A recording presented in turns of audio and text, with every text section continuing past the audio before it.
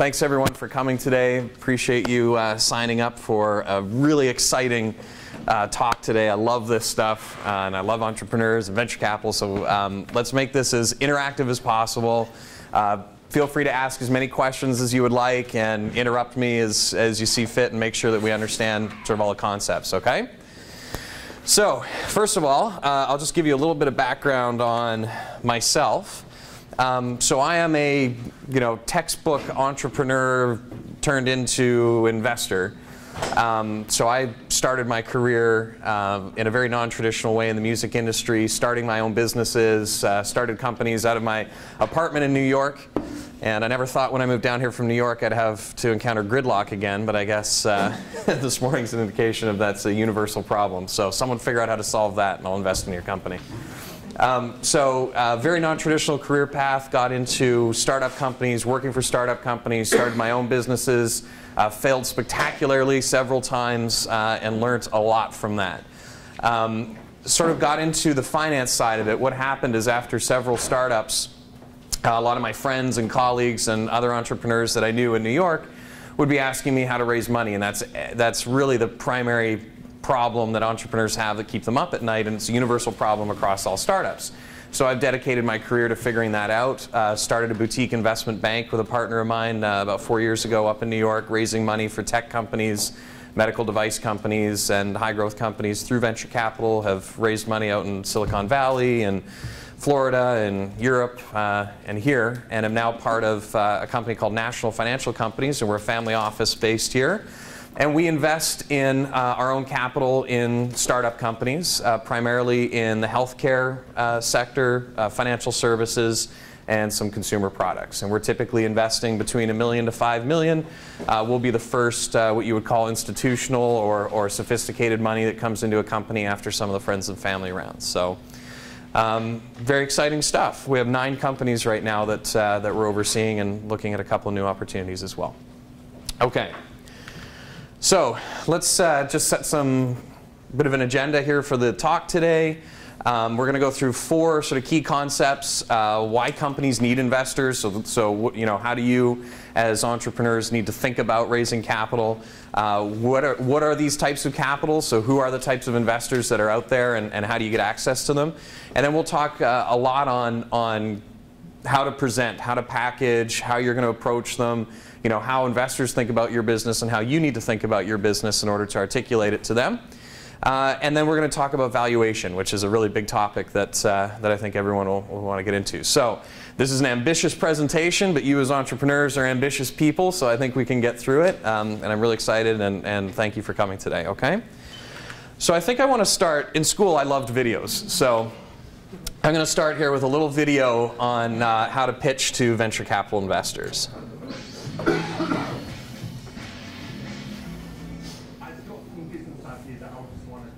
Can you guys hear that? What is the most popular thing in the world? Music. No. Ice cream. Everyone has it. And what is the problem with ice cream? I have no idea. It drips. So my idea is what? To make a drip-proof ice cream. No. Alright, whatever. You ain't gonna come out with that. No, I promise you. My idea is to come out with just like these ice cream gloves that make the ice cream not go on your hands and make it all well sticky. And also keep your hands warm when you was eating the ice cream. Okay. Is you win or is you win? Okay, well, it sounds like a good idea, and I hope you make a lot of money.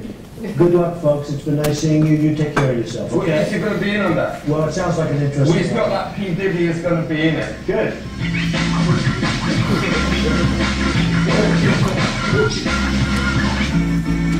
It is ice cream. No. What's the matter there? Lay down.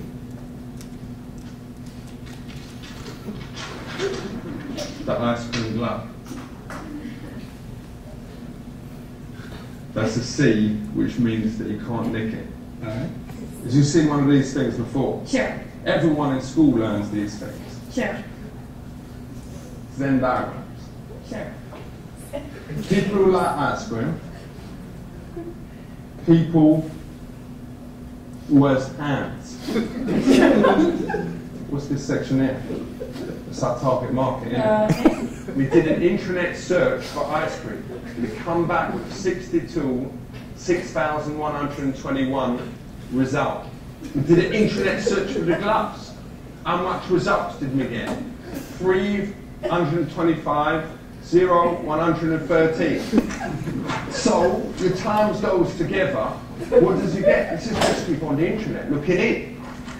203 zillion, whatever, 496,400, and then a 1. Check this out. If those people bought one glove at $19.99, just one glove, business will be worth,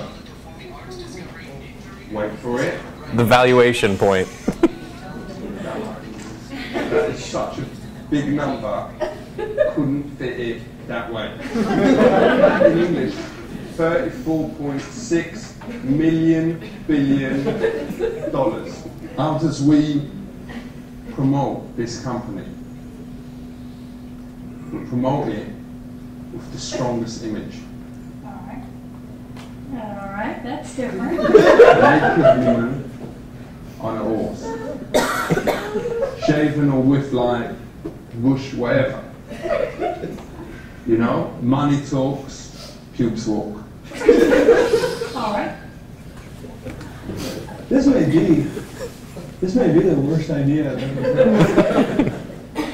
I actually don't dislike the idea. Self-respect. Yeah, but I don't dislike the idea. You can use it, you know, there's something to it.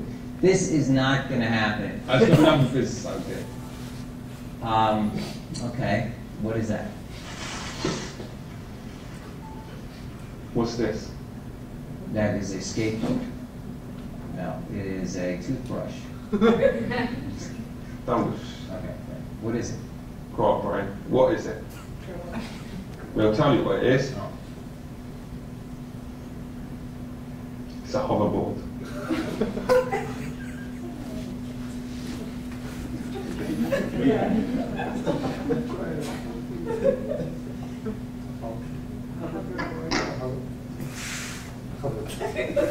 I don't understand what you mean. It's a hoverboard. As you've seen Back to the Future, as you've seen the bit where they jump on the board and it flies around. Yeah. It's in the future.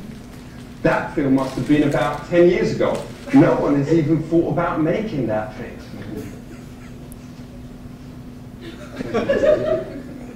It doesn't do it yet. That's where you lot come in. You come up with the science. This is nothing. It's a film. Well, they must have used the board from somewhere. They made one of them that worked. So how did he jump on it and fly all around? It's all the chasers then. It's called special effects. How do they do anything in a movie? Good luck.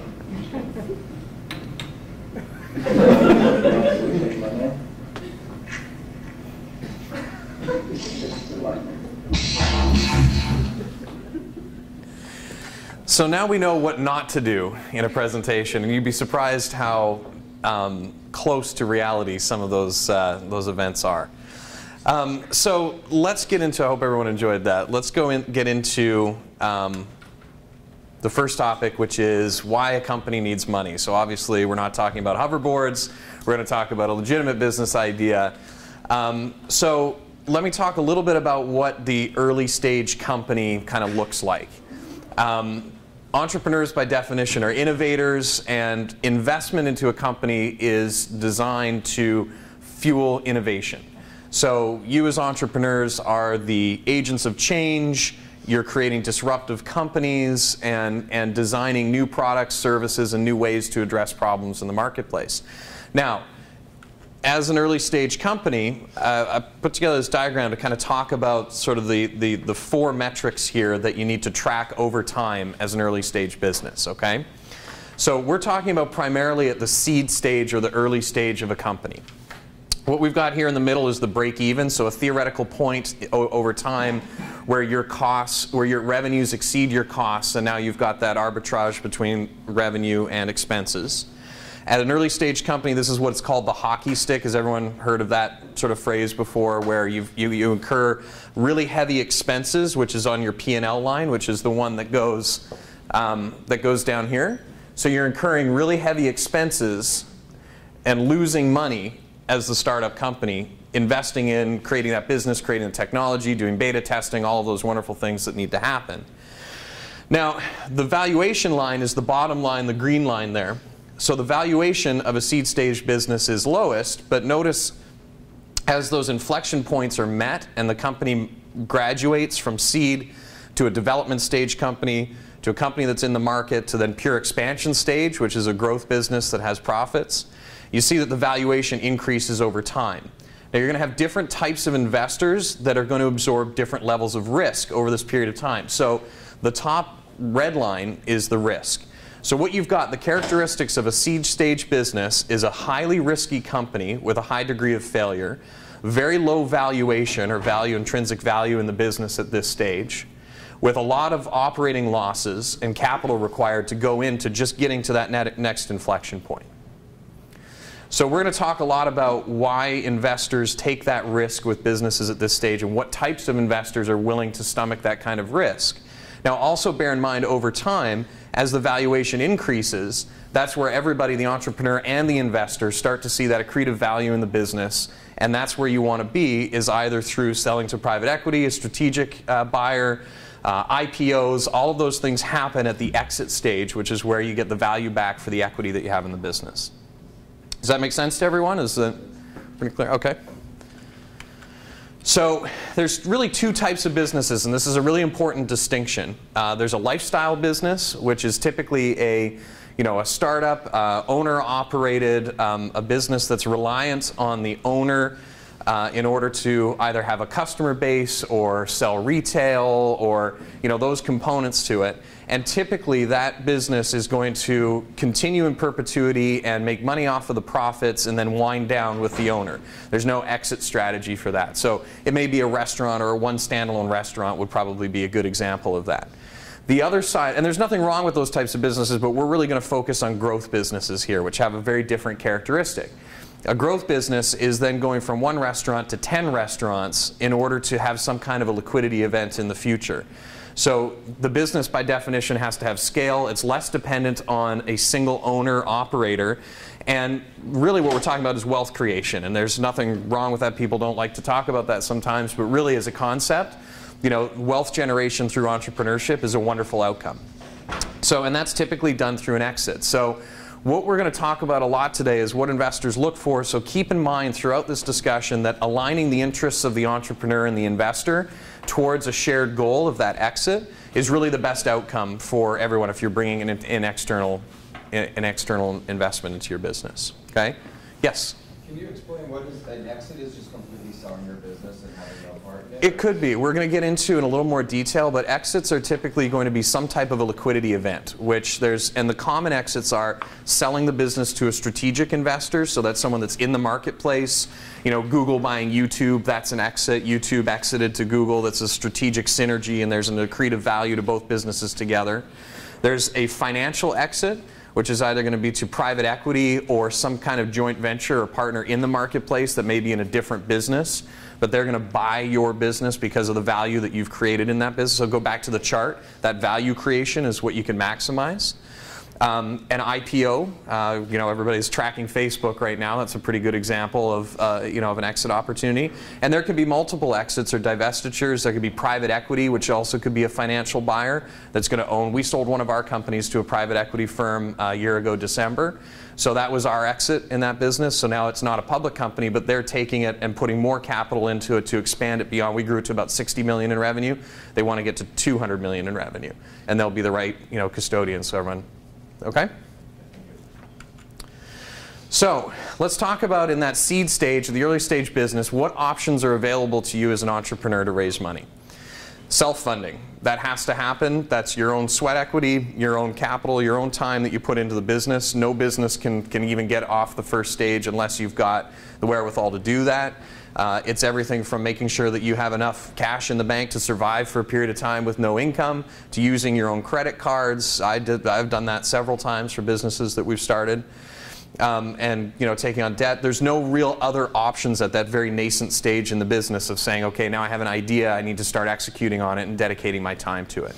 So you, and this is a really important mindset, you as the entrepreneur are the first investor in your business. So always think about, I can't repeat that enough. If your interests are aligned with an external investor, you're at the same side of the table, but you've already invested in your business time, money, energies, and you need to behave as an investor. So the things that investors are going to ask you for, you should be able to prove to yourself. Your business thesis, your business plan, your financial models, you've got to be able to prove that to yourself as the first investor in this business that it's got an opportunity to succeed. That's a really important concept.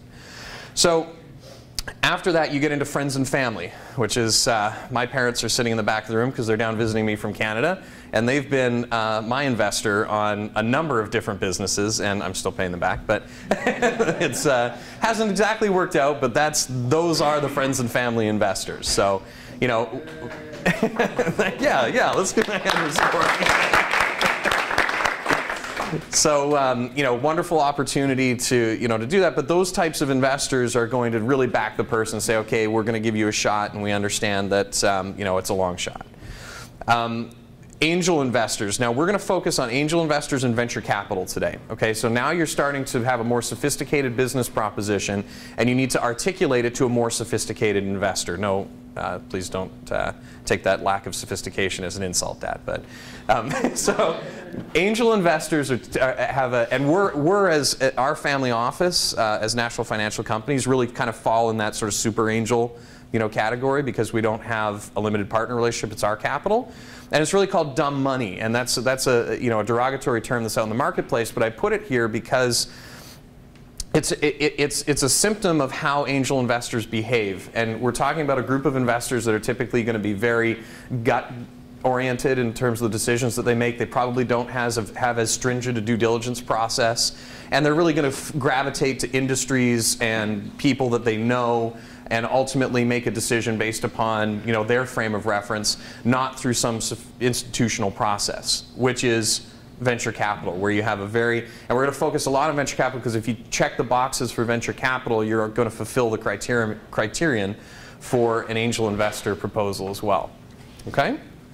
And then bank debt, obviously a more mature company, so when you think about that low risk, high valuation business, can add leverage. It's really not an option for an early stage business aside from going through SBA loans, which we're looking at a few of those right now, which are still very, very, very difficult to get approved for because they fall really back in the category of the founder's creditworthiness, and that's how you leverage bank debt. Okay, so why do investors invest in a startup business? So if we're on the other side of the table and you've got a great business, why am I even interested? Well, it's an investment strategy, and that's what you have to recognize, that investors, angel investors and venture capitalists, it's their strategy to generate wealth and create returns on their dollars by believing in you as a good custodian of those funds and believing in your capabilities as an entrepreneur. So it's really about generating returns. It is a financial decision. So there's really two criterion here, and this is very much on the angel side of the discussion. Knowing the founders. Angel investors are notorious for investing, and they're very difficult to get access to. But if you do have those types of people that are potential investors for you, they're going to gravitate towards industries they know, they're going to leverage the contacts that they have, and they're really going to make a gut decision on the investment. They're going to like you, they're going to like the business opportunity, and think that something's there. And don't underestimate the influence of spouses in the decision for an angel investor. So it's really, because it really is important because we're talking about this is their money. They're not utilizing this money from some other fund. It's actually off their own balance sheet. And some angel investors have unlimited funds and some don't. So just recognize those sort of dynamics. And then believing in the entrepreneur. Really investors are looking to back management, and we've heard this time and time again. I'm going to bring it up again a couple points in the presentation, but it really is all about management, because the highest risk, how you mitigate that risk line that was going down over time, is through execution. So an entrepreneur's ability to execute on their business plan is the single mitigating factor to risk in an entrepreneurial venture. Okay? So, for those of you who were at the last one, there's a point that the last presentation I did, there's a point that I'm going to bring up again. I did a little more research on it. I gave out a 1 in 100 number, but there's a new book out called Mastering the VC Game by Jeffrey Busgang at Flybridge Partners. He did research on his firm and some other venture capitalists in Silicon Valley, and they invest in 1 in every 300 opportunities that get presented to them across these venture funds that they did the research on. So there is a huge disconnect between the entrepreneurial market and what investors invest in. Okay? This is a really, really important concept, because every business owner believes that their business is a good investment opportunity, otherwise you wouldn't be doing it. Right? So how can it be that 300 entrepreneurs believe this is a great idea and only 1 investor or one of those businesses is investment worthy? Right? So this is really what we're going to talk a lot about today, is kind of bridging that disconnect through, and I just said execution is the biggest point, but let's assume that you've got those, that team in place. We're going to try and show you how to bridge that disconnect with investors, package your business and execute on your business in a way that kind of fits their view of the world. Okay? So now, here's another statistic, that out of those 1 in 300 companies that get investment, this is coming from the National Venture Capital Association. They have a great website, by the way, the NVCA. They've got term sheets on there. They've got standard operating agreements. It's a really great resource for you guys to take a look at. 40% fail outright of that 1 in 300. And 20%, less than 20% are actually going to create any type of return on investment out of a venture capital portfolio. So not only do you have to be 1 in 300, then you've got to be in that 20% quartile that's actually going to give returns back to the investor. So this is the challenge, because the entrepreneurial challenge is primarily decision making. That's what I'm trying to say. You're in an environment where you've got poor information, it's time compressed, you either have to get to market, and you're resource constrained. So that is the challenge of the entrepreneur. You have to mitigate in your business those 3 issues and manage through them on a day-to-day basis, and then find a way to be in 1 in 300, and then find a way to be in the profitable companies if you actually do get into a portfolio. Okay? Raising money is the single hardest thing that you're going to have to do as an entrepreneur. Yeah, of course. When somebody comes in and speaks to you about investing in their project, sometimes you don't have everything in place, you have some of the things in place. When you're deciding and looking at the information, can you prioritize what the important elements of that conversation are going to be for you? Yeah, and I think I'm going to address a lot of that when we get into the actual presentation. But I think as a sort of broad stroke response to that, there is all of the elements of a business, right? You've got to have a market opportunity, you have to have an executable business plan, you've got to address a huge problem, a point of pain in a growing market, and have a unique solution for that. And then each one of those sort of strains is going to have a different level of completion when you come and talk to an investor. So let's take healthcare, for example. Like, we don't invest in life sciences business, but we're very active in healthcare. The reason is the life science business is capital intensive, so it's typically going to be a larger amount of money than we typically invest. It's going to be a lot of scientific risk, and we're not scientists, and there's really smart people, and we love backing scientists, but we're not going to take that, from our investment strategy, we're not going to take that kind of scientific risk. So if we want to invest in a health, like medical device company, for example, we want FDA approval and really be the capital that takes it into the market and executes on sales and marketing. There's other investors that put a lot of money into high-risk life sciences businesses, and they fail at a higher rate than even the average portfolio. So I think my take, your takeaway should be that you need to understand, and we're going to talk about this in more detail, what the investor looks for, what they typically invest in, and then align your business to the criteria of other businesses that they've invested in. So some investors are going to be comfortable with a beta stage technology, others are going to want to see market and revenue events before they invest. Okay? So time, people, money, and fueling growth. We sort of address that. So of these types of investors, there's angel investors and venture capital. Let's go into a little more detail on the angel investors. I sort of jumped ahead a little bit to this when we were just talking about making gut-based decisions, but this is a perfect segue into the question the gentleman just had. This is really all about due diligence, and an investment process is a two-way engagement with your investor, okay? Your ability to be successful is greatly impacted by your ability to research your investor, learn about them. It's about understanding what their view of the world is, not trying to convince them of your view of the world, right? So you've got to understand all the dynamics of who you're talking to on the other side of the table before they're even going to buy into whether or not you've got the next great product. You've got to be speaking their language on the same terms and saying that, you know, that you have an understanding of what they're looking to achieve as an investor. The biggest thing with angel investors is they're difficult to find, and there's, you know, angel groups, and I would encourage you to go to these events and try to, you know, network and meet these people.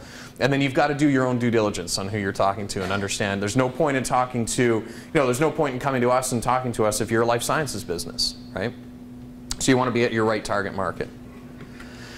So I'm going to spend a lot of time on venture capital, because venture capital is what everybody talks about. You know, VCs are, you know, the industry that fuels and funds innovation and growth and this, you know, all the great things. So let's really dig into understanding, because this is something that entrepreneurs don't do a great job of, is really recognizing what the decision-making process is and the influences on the other side of the table, okay? So a venture capitalist is primarily a financial intermediary, okay? Venture capital funds are set up with a general partner and limited partners. The limited partners are the investors. The general partner performs a function for those investors, which is finding, vetting, doing due diligence on, and making investments and allocating capital from the fund into entrepreneurial ventures. Okay? So they're essentially the people that you're talking to at a venture capital. With all the people we saw in the movie, those are real VCs, right? Those people, it's their job to make smart investment decisions on behalf of their limited partners. Typically, venture capital funds are going to be raised in vintages, which means you're going to have one fund, let's call it a $100 million fund for Flybridge Partners 3, and that's going to have a set amount of money that's in it. And Flybridge, as the general partner, does a job on behalf of that fund to find companies and funnel capital into them and provide returns to the investors. At a $100 million fund, why is that important for you as the entrepreneur to know that, or what fund they're on? How much money do they have to invest? If we're talking $100 million, do they make $20 million investments? Probably not. Do they make $5 million investments? Probably, because it's about diversification of a portfolio. So, and those limited partners that they're accountable to, they're going to be endowment funds, pension funds, you know, state funds. These are the sophisticated investors that have part of their portfolio allocated to private equity that's going to have a part allocated to venture capital. Okay? Venture capital invests in private companies. Okay? By definition, it's taking a company with a low valuation, providing support and capital, and growing it to a company with a high valuation, and then creating that liquidity event. To your question earlier, that exit and that liquidity event is based upon selling the value of that equity in a private transaction or taking it public, right? So venture capitalists invest in privately held companies. They take an active role, which is monitoring, and this is a great point for you as an entrepreneur. If you're talking to a venture capitalist, you want to understand, what do they believe their value add is? You know, money is fungible. It's money is money is money is money. But money from one investor might have an entirely different meaning to you, because that happens to be someone that sits on the board of LinkedIn and you're doing a social networking site, right? So that value add and what the investor brings along with their acumen. So I'll use us as an example. We have our own captive accounting, HR, and back office firm. So we have a team of people that are conveniently located in St. Croix. I can't seem to get a meeting down there with them, but apparently it's beautiful. But we have all of our portfolio companies utilize accounting, HR, tax services, financial controls, reporting, all the way up to the CFO function of one team of people that's captive to us. And we design that function to scale with growing businesses, which is how we were able to take that last business I told you about from 0 to 60 million in revenue in 3 years. So that's something when we're talking to, you know, and the idea, our philosophy behind that, and I'm not saying this just happens to be ours, is we want entrepreneurs and businesses, because we're not taking the scientific risk, we want you to go figure that out. We want you to focus on selling and creating revenue and getting into the market. We don't want you worrying about HR and debits and credits, and we don't want you worrying about capital on the other side will fund it. So now you as the entrepreneur can focus on what you need to do, which is execute. Right? So there's an example of our story as it relates to being a value-added investor. Venture capital firms, as they get bigger, have different, yeah, go ahead. I think you're too specific, but for the company that you got to 60 million, what was their initial revenue, and is there generally like an algorithm of their profit at a moment where you invest and you not invest? Yes, the algorithm is quite simple. They had no revenue. We got around the table with a management team that we liked in a niche market, a niche opportunity, and we were the first money in with them before there was even anything, there for the company. How much is the investment? Is that $2 million. Yeah. How did they find you, or how did you find them? Through another, we were in a similar business, and it was through the management team we were in hemophilia treatments as well, and the management team of that company knew these people that were doing some IVIG therapy clinics, and they were introduced to the principals of our firm, and it was very much for us, can they execute, and we're always, trying to scrutinize management, and they fit the bill, and they did a wonderful job. They're still there, and we're still the largest shareholder, although we sold 60% of the company to private equity. Okay, so the active role. Venture capital is about generating returns as an intermediary for your limited partners, okay? And again, that's not us, let's be clear. We fall into that angel, sort of category, although we have an institutional process, but we kind of fall into that because we don't have external investors. This is the most important thing to recognize about venture capital. They have external investors. When you're talking to these guys that were in the video, it's not them writing a check, although the principals will often put their own money into the funds. They'll be a limited partner. But it's someone else's money that they have to make a decision for in order to return that money at a risk-adjusted rate of return. Okay, which means that they have to outperform markets. They have, public markets have to outperform hedge funds, have to outperform, typically private equity in order to have that kind of return to their investors. Which means that they're then going to have the opportunity to raise another fund. Right, so it's all about track record for the venture capitalist, which is important to recognize because you can align yourself, you have to align yourself with that investor's view on their portfolio. If they've had companies that have done really well in the past, the more you look like that company, the point on how we found these people, that management team looked a lot like the other management team that we were very successful with at a very early stage. Okay? And venture capital funds internal growth. Venture capital is typically not a buy model or a roll-up model or an M&A model, right? Where if you have a business and you want to go out and buy a whole bunch of other businesses and grow it into a larger business, that's more the private equity model. So typically venture capital, there are some exceptions, but really the rule of thumb is venture capital is investing in new businesses to fund internal growth, not buy other businesses. Okay?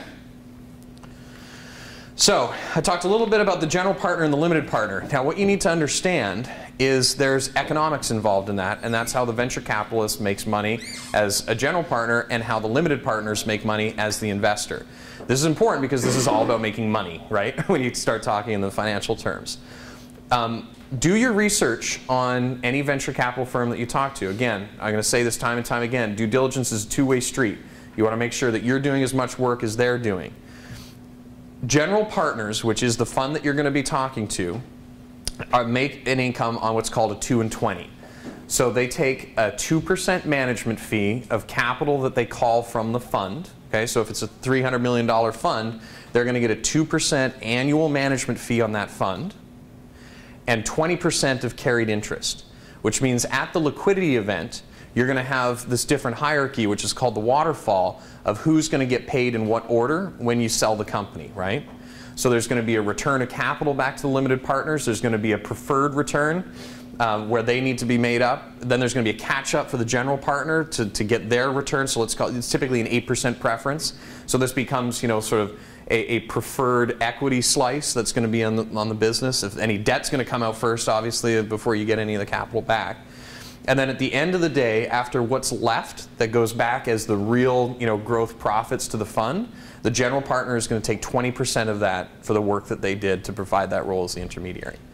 So it's important for you to understand, because when you start talking to a venture capital fund that's got 10 vintages of $400 million, $500 million funds, I mean, they're going yacht shopping off their 2%, right? So you've got to understand, what the dynamic is with those funds. So in order for them to be successful at their business, they have to continue to raise funds, which means that you need to fit a portfolio criteria to allow that fund to outperform other funds, and then they're going to back you as far as they can go. Does that make sense? Okay. And funds are raised in vintages. The other thing to recognize in funds is that they're set. So you have fund 1, fund 2, fund 3. And you need to know what fund they're investing from and how much is left in that fund, because there's sort of two points to that that's important for the entrepreneur. One, if you need $5 million and they've already allocated 99 of 100 million, they can't invest in your business, right? They just don't have the money. Two, if there's enough what's called dry powder left in the fund that they're still making investments into, there's always going to be an allocation of follow-on investing into your business. Because typically when you go through, you saw the hockey stick, the losses during that seed stage. When you go into the growth stage, there's going to continue to be losses. So even if you invest $5 million, the VC, the general partner, is always going to have an allocation that they have in mind to make another investment into the company. So what you don't want to be is asking for money from someone that doesn't have the money to invest. Yeah? Generally, when you're working with a VC, will they be transparent in terms of these funds that are vintage and how Yes. much is left in them? Yes, and it's a great question to ask, because it shows your sophistication. It shows that you're concerned about your business being funded. Because what you want to ask is, what size investments do you make? What fund are you investing from? And do you, how much do you have left in that? How many more companies do you need to invest in? Because they have to spend the money too, right? Which is the other, tension in this marketplace. So what you want to be asking is saying, okay, how much, and do you make follow-on investments? Because what you don't want to be is the last investment in a fund and not be able to get that next $1 million to get beyond that break-even point if they don't have the dry powder there to continue to support the business. And that's a common occurrence. Are you saying Yeah. that these VC groups have a monetary cycle? Yes, they do. Yeah. And you need to find out where are you in your cycle? And that's a great question, and that is one of the things that you need to understand. And again, due diligence is a two-way process. You're the investor in your business now. You need to look out for the best interests of your business. So you need to understand what they can bring to the table, and there's nothing wrong with asking those questions. I would encourage it. And to your point, sir, about the cycle, you also want to understand if a general partner is currently out raising another fund, they're going to be allocating the majority of their resources to raising that other fund.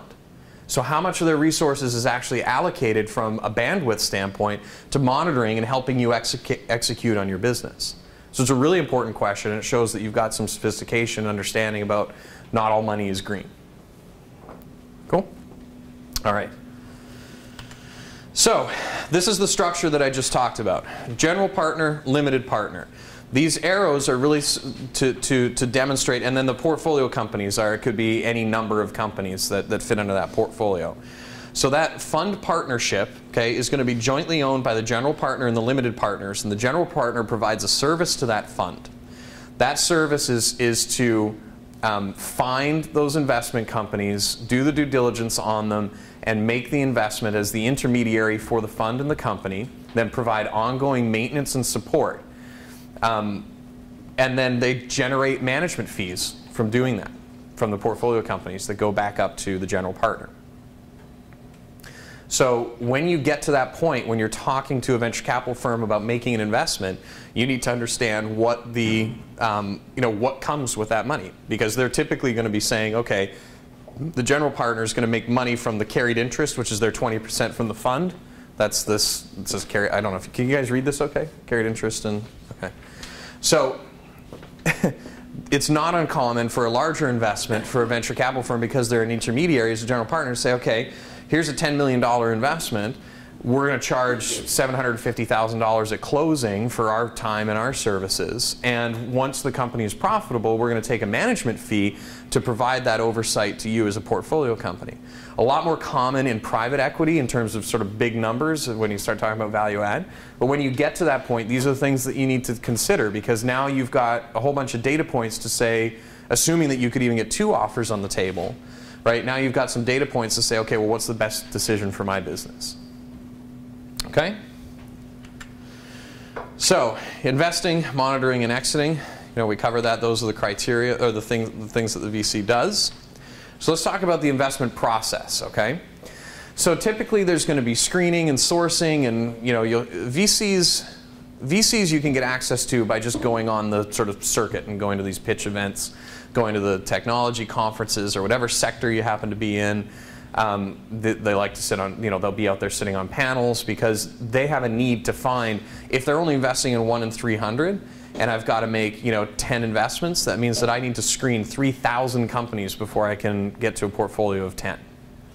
So they're out there looking for businesses. The best way to get access to a venture capitalist is networking through one of their portfolio companies or through a personal relationship.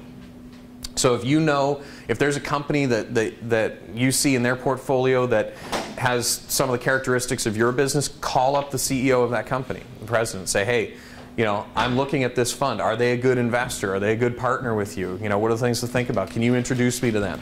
Because there's no stronger introduction to a VC than one of their existing portfolio companies to call up the general partner and say, hey, you know, here's a business I think you should take a look at. Okay? So screening and sourcing. Now, once you get, you know, let's assume you're in that and a venture capitalist says, okay, well, send me something or we can kind of have a conversation. There's going to be some, and I'm going to talk more about the materials that you have to prepare, but you're going to send them some information on the business. Then you're going to get asked to do a pitch, which is, you know, what we saw from the video is those pitch meetings where they'll actually set up and come in and you'll have, you know, under an hour, but typically around an hour to present your opportunity to them. Now, assuming that, and then we're going to get to that, okay, in a lot of detail, how to present, you know, how to create that presentation.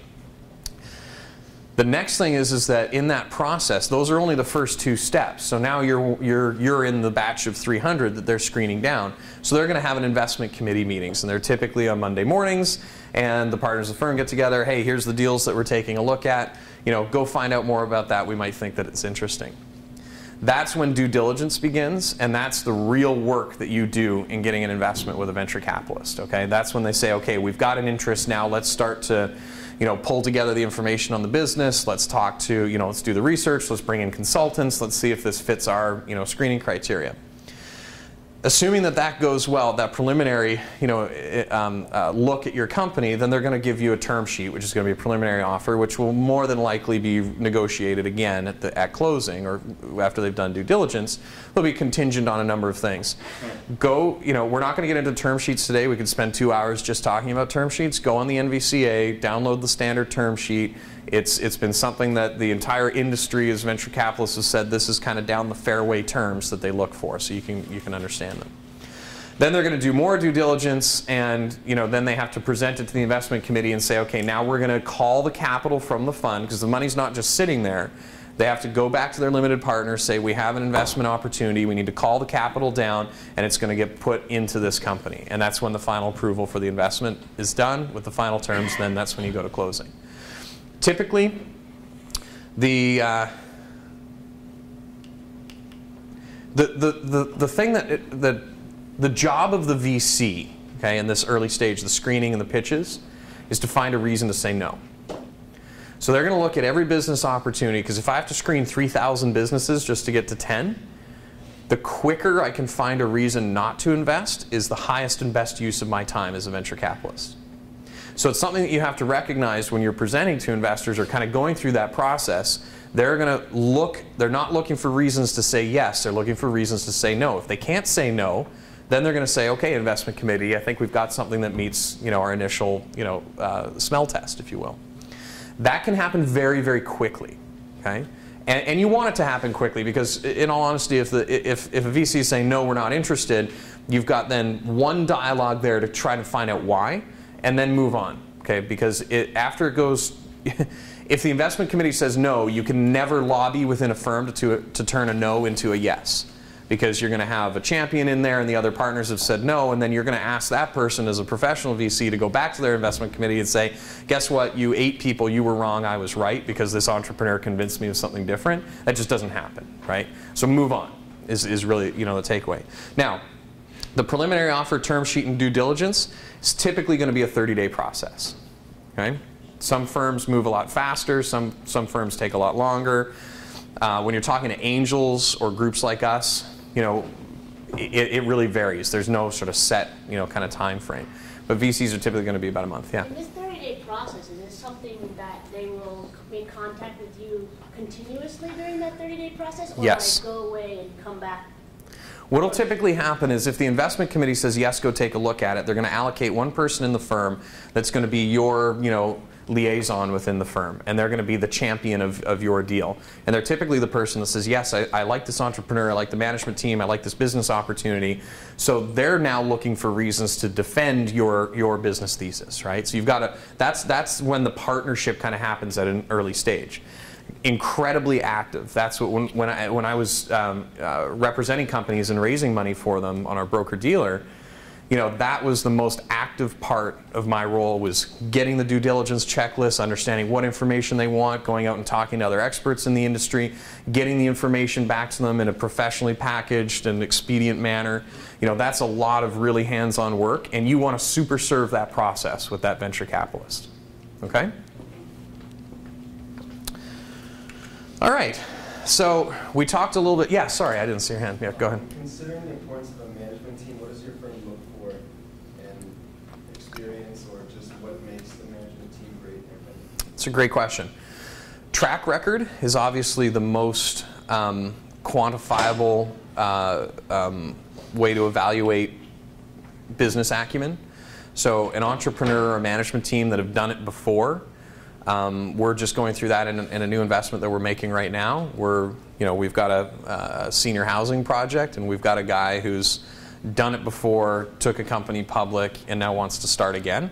So that gives us a really high degree of comfort that this person has not only done that, they've managed the amount of properties we want to have, they've managed teams, leadership, etc.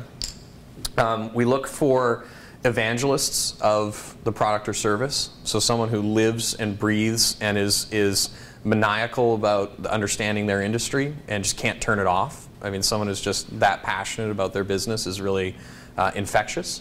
Someone who can generate revenue and create sales. Someone who which is really one of the big challenges in the highly scientific businesses, because a lot of times, we get doctors coming to us a lot, through our network saying, here's an opportunity, but you've got someone who's incredibly smart and credentialed in the whole thing, but doesn't know the first thing about running a business, right? So they're not typically good business people, right?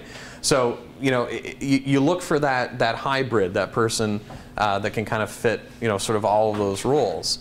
And someone who can defend their business thesis, may not be right, but has done the thinking and the planning and the upfront work to say, okay, these are the decisions I've made in that time constraint, resource constraint, and information constraint environment. Here's the decisions I've made about what I'm going to do with this business going forward. May be right, may be wrong, but I've made those tough decisions, and this is why I believe it's the right approach to take.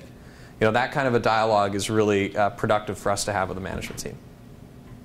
Okay? So one of the things to understand as well is what types of businesses do venture capitalists invest in.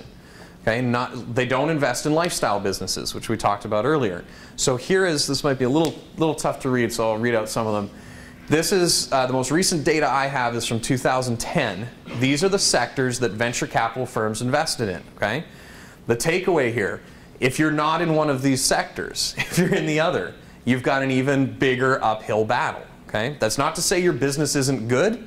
It probably means that your business is not a good fit for venture capital. Okay? Highest sectors, 18% or 18% in software. Okay? 17% in biotechnology, industrial, energy, green tech. That's where all the green tech fits. 16%. Why are those industries so suitable to venture capital? Software is a great example because a software business is going to have incredible scale and expansion into a market with very little additional investment that's required. Remember the hockey stick, right? So that break-even number actually doesn't say straight over time. It kind of starts to increase because you've got your operating expenses on your business, right? A software business has a lot of upfront development costs that goes into a software program. So you got these high expenses, and then the expense line is just going to kind of go like this over time and kind of increase a little bit, but it's pretty linear, right? The revenues for a software, if it becomes really popular, go through the roof. So now you've got an arbitrage between your expenses and your revenues, and that's where the scale and the growth comes in for a venture capitalist, and that's where the huge return comes in. Does that make sense to everyone? What's arbitrage? Sorry? What's arbitrage? The difference between your costs and your revenue. So for every dollar that you bring in as a startup company, if you're bringing in 10 cents to your bottom line, which means you've got 90 cents in expenses for every dollar that comes in, that arbitrage is 10 cents. If you, over time, for every dollar that you bring in, that inverts and you're actually taking 90 cents and you only have to spend 10 for your company, that arbitrage is 90 cents. I want to be in the business that has that 90-cent arbitrage because that's not only profitability, that's value creation, and that's where the exit can happen. So it's the difference between, yeah, go ahead. Well, and that's important because you look at the potential for a greater arbitrage for the business. Correct. I mean, that's where, think about it just in terms of the P&L for the business. If you've got a greater EBITDA, right, a greater bottom line, greater profitability, your business is going to be more valuable. Why? Because think about the exits that we were talking about, right? The question that you were asking. If you've got an M&A exit, right, a strategic buyer is going to come in and buy your company. They're going to pay for your company on a metric that's typically going to be based upon a ratio of EBITDA. So some of these industries, so you're looking at biotech, probably 10, 12 times EBITDA. The higher your EBITDA is, which is your profitability, the greater the value of the company, the bigger the return for the initial investment. So it's about running a profitable business. Does that make sense? Yeah. Answer your question? Okay, good. Could I ask Yeah, of course. I'm sorry, but we're spending a lot of time on the venture capitalists. Yeah. Typically, at least the stuff I've been reading, there's minimum amounts that they're willing to invest in because, from what I'm hearing, there's a lot that goes into it. There's a lot of people's time, efforts, a lot of peripheral groups that have to be taken in here before they invest. So how do you determine, with the venture capitalists, what are those minimums that they're looking for? Well, it's going to be different for every VC, and this was really the point that we were honing on a little bit ago in terms of due diligence being a two-way process. Okay? You need to study and learn and understand the behaviors of that investor that you're talking to, whether it's an angel or a venture capitalist. Okay? There's no point in going to a biotech investor that invests $10 million at a time as their investment strategy in companies that have, that don't have any scientific risk, that are ready to go to market, let's say. There's no point in going to that investor with a software company that needs $2 million that's in, education, because it just doesn't fit their criteria. So every investor is going to have different criteria. The way you find that information out, research the firm, go on their websites, look at their portfolio companies. If you think they're a good fit for you, contact those portfolio companies, see if you can network in. And then it's a dialogue with the VC. If they want to have that conversation with you, you should certainly be saying, look, how much, what do you like to invest? What's the amount that you like to invest? What do those companies look like? How can my company look like one of those companies? So there's no one answer. Okay? The other thing to point out on software, why it's still such a strong investment sector, software has scale not only in what it's designed for, but can also be applied to multiple verticals. So if you have an education software or a language software, that could potentially also be modified for little additional investment to be suitable for financial services, let's say. Right? So that's where software becomes a really big sector that investors like to invest in. Okay? So any other questions before we move on to the pitch part of this now, which is the presentation pieces? Does anyone have any additional questions on venture capital and the characteristics of them? Yeah. Let's say you're one of those companies where the people like you mentioned, the doctors, they're not really the business people, but they're going to be the ones really producing the product or really driving, you know, the product or the Yep. service to the market. And you know, like you mentioned too, that you went with a company that had, you know, you were the first investor in there. Mm-hmm. How do those doctors bring in that business, you know, or what do you look for, you know, as far as the business acumen, or is that something where you will help match them up if you think there's potential in the business? That's a great question, and I think the answer that I would love to see every single time is if someone has that self-awareness about their own capabilities to say, you know, we want you to invest in this business, but I'm not good at finance. I'm not good. Yeah. So to say that, to say I'm not good at the financial part, but here's what I'm doing about that. I've found a CFO that spends 3 days a week with me that's been in a startup company before that has those skill sets that I don't have. Because remember, there's technical skills, then there's strategic skills, and then there's, you know, really the business development skills, which can also be, you know, product and sales generation. You can buy a lot of those skills. So maybe you want to give some equity to a CFO to bring them in and say, hey, spend 3 days a week with me and help me mitigate those factors in my business that I don't have. Okay, so that is a legitimate. Absolutely, yeah. Okay, yeah. right. You know, yeah, go ahead. Is that something that a VC would kind of lend their resources, their CFO, Absolutely. They kind of give you that, or not give you, but Absolutely, and that goes back in what we were talking about your due diligence on the investor is understanding how value added they are. So that's a great conversation with a VC to say, okay, I'm not good at finance, but out of your network of the people that you know, of the talent that you have on the bench, I haven't recruited a CFO yet, but who do you think would be a good fit for this? And if we partner together, is that someone that you could bring to the table? That's a great dialogue to have because it shows that you're thinking pragmatically about your business and recognize your capabilities. now are they, you're probably going to talk about this, but when you go to like a VC, they're going to want some sort of percentage of your profits or something, right? Some percentage of your... Typically not, and I'll tell you why. The VC is going to make probably a management fee, which was only paid if there is profitability. But if you think about it, it's counterintuitive for the venture capitalist to take money out of the business in the near term because you want that money, if there is profitability, you want that reinvested in the business to grow even faster, right? So I would just be sort of depleting my own return if I started to harvest cash out of the profits of the company because then you don't mitigate that resource constraint that you have at the beginning anyway. And I'd rather have my money stay in and be put to work because it's going to just juice up my return when the company sells. Make sense? Yes. Okay. All right, so are we ready to move on to the pitch part? This is going to be a lot of fun. So, I love this stuff. So, there is a very, you know, when we're talking about minimums and standards, this is one area where this is right down the fairway. This is exactly the materials that you need, and this is consistent regardless of what business or what investor. You have to do the work to create these things properly. Okay, so this is standard, you know, 101 pitching. You're going to need documents to send to the investor, and remember we talked about the process, the screening to the pitching to the investment committee. During the screening process, if you're out there networking and meeting venture capitalists or angel investors, whoever your investors are, if they have, you know, if you have the elevator pitch, I know there's a lot in the elevator pitch, I think as part of this program, so we're not going to discuss that, but assuming you've had that dialogue and they say, okay, here's my card, send me some information. First thing that you want to be able to send them is a succinct, brief document, something professionally written that articulates your elevator speech, and that's called a teaser. And you don't want to be more than one page. You want to hit some, you know, bullet pointed information and just make it down and dirty. Here's who we are. This is why you're going to love us. Bam. Now I've got that information. What you're doing is creating a foundation of knowledge within the investor as you go through this process. And you need to start at a really high level and get that foundation. You can't jump to, you know, the exit strategy or valuation before anyone understands what your proposition is, right?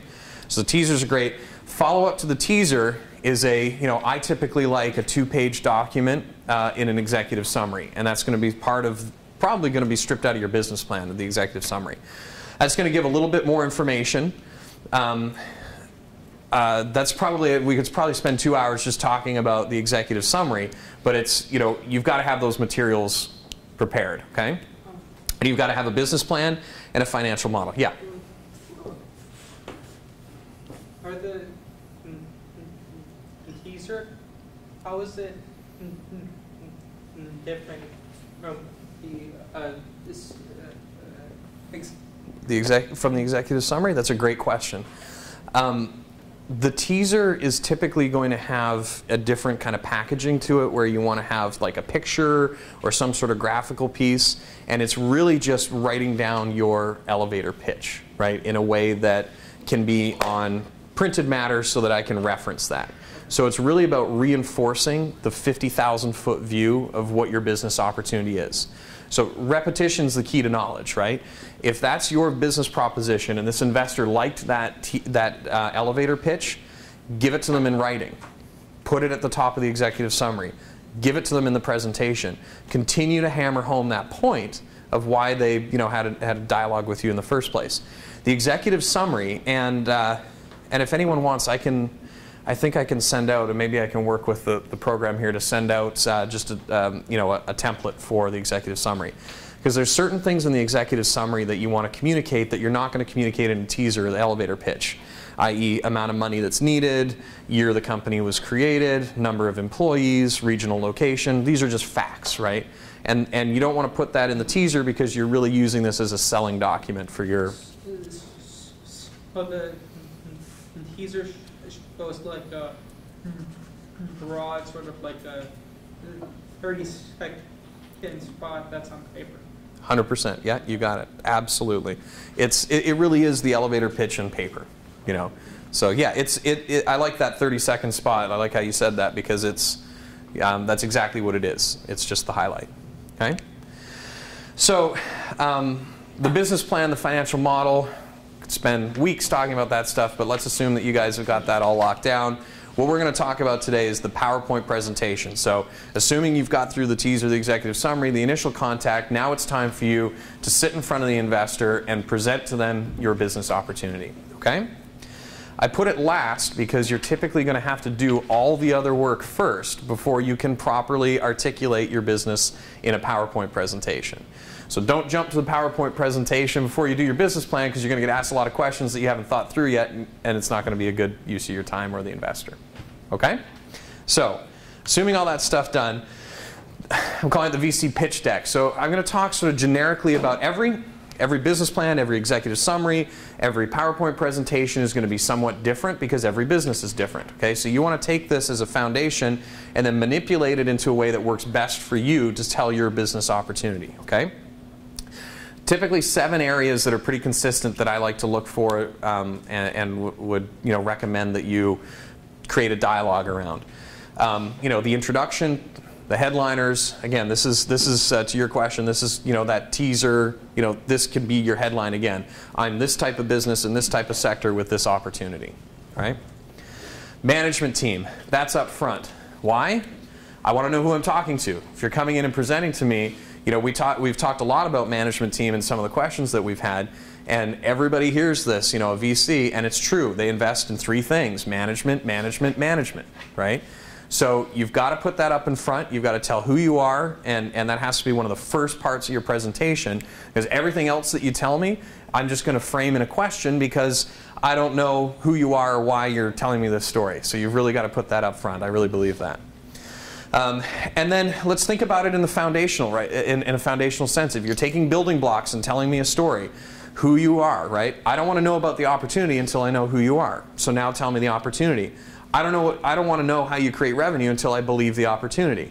Then you're going to tell me about the competition. So you want to build those building blocks of that story. You don't want to jump around. You want to create that dialogue. Does that make sense to everyone? That start the high level and kind of refine it. Opportunity, solution, competition, hugely important. Then your business model, and then the capital requirements. There's sort of 2 schools of thought on this, and it's whatever you're more comfortable with. You can put capital requirements right up front. That's typically going to be a really, and they're probably going to know already through your executive summary or your business plan or anything you've sent to them. But you should have that up front in the dialogues, because again, this is where that disconnect could be. If I only invest up to $5 million, you need $10 million, we're kind of wasting each other's time, right? So in the presentation though, the capital requirements should be the last thing, because you want to get to a point where the investor or the VC that you're pitching to says, okay, I can check these 6 other boxes, I believe you, I think you've got a good thing going on here, how much money do you need? When you have that dialogue, it's premature to have it unless there's that buy-in. Okay? Does that make sense? So, let's get into each one of these sections. Clearly communicate your business idea. Communication, a lot of this is about communication. Okay? We had a great question that I'm going to repeat from the other session that I did, that someone said, what do you look for in a business plan if I submit a business plan to you? What does your investment team look for? And so, well, the better way to answer that is what we don't look for, because remember, we're looking for a reason to move on to the next thing. The biggest mistake, spelling mistakes, grammar, not having page numbers, footers, citing your facts.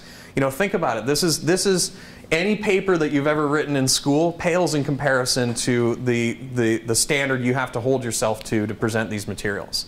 And I can't say it enough, because the quickest thing to do, I've literally done it.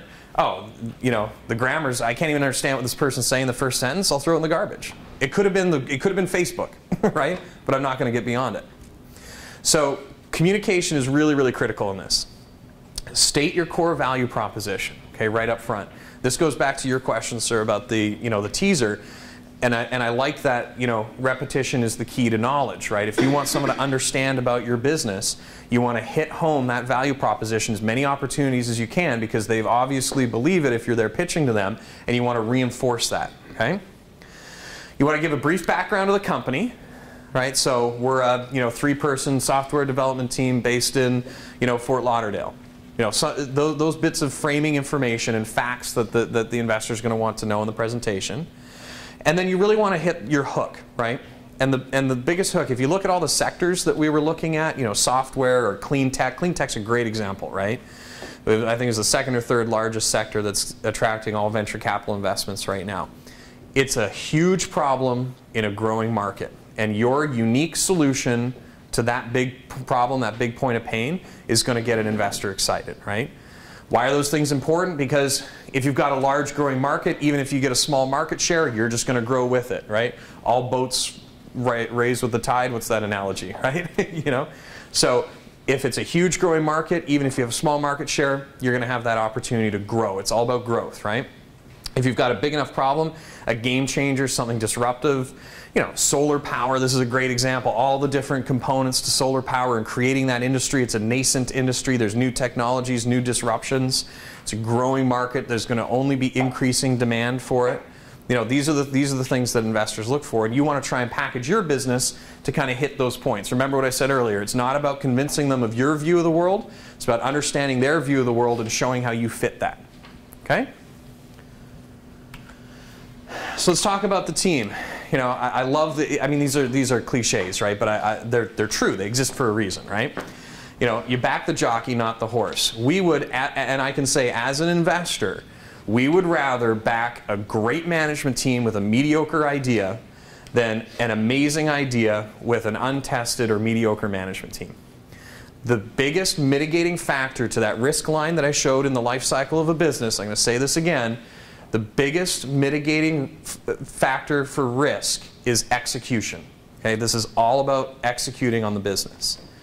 So what you want to show to the investor when you're presenting this component is, why am I the best person for this business? Why am I the right person to be a custodian of your funds and make good business decisions? I've either done it before, I know something that other people don't because I'm an expert or a scientist, right? I've developed new product, new technology. I've got customer relationships. I've got proprietary market opportunities. I've got intellectual property. All these things are inherent in me and my capabilities, right? That's a really important point to get up front, because you want to show that you've got the ability to execute. This pitch is as much scrutinizing you in your capabilities as it is learning about your business. So I like to view these presentations as if you were making your first board presentation. You're there talking to your investors and you're having a business dialogue and a business discussion with them, and you want to show why you are the right person at the right time and the right opportunity to execute on this business.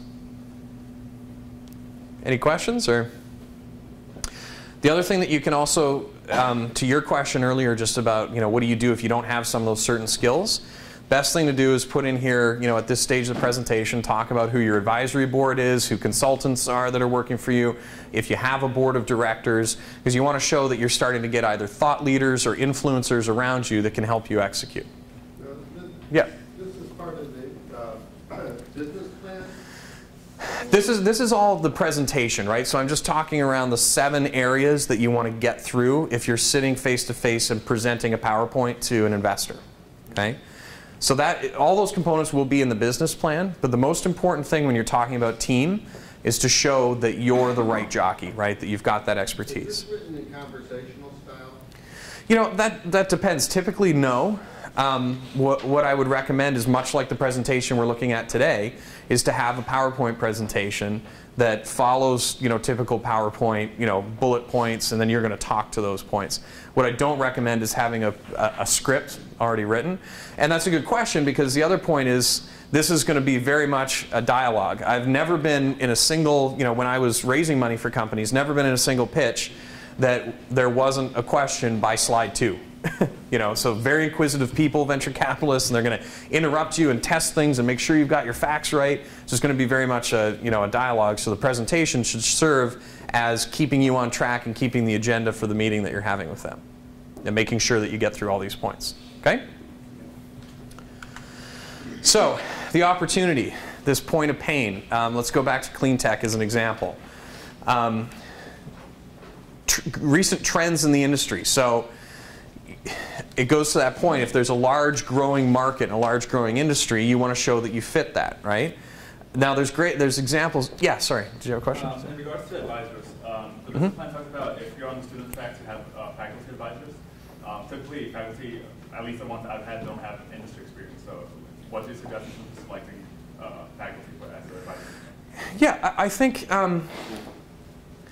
well, first of all, I think that you want to utilize the resources that are made available to you, and if they may not have industry expertise, they've probably been there, done that, at least in some industry, and have a track record of success. And you want to find the correlation between that track record and what you need in your business.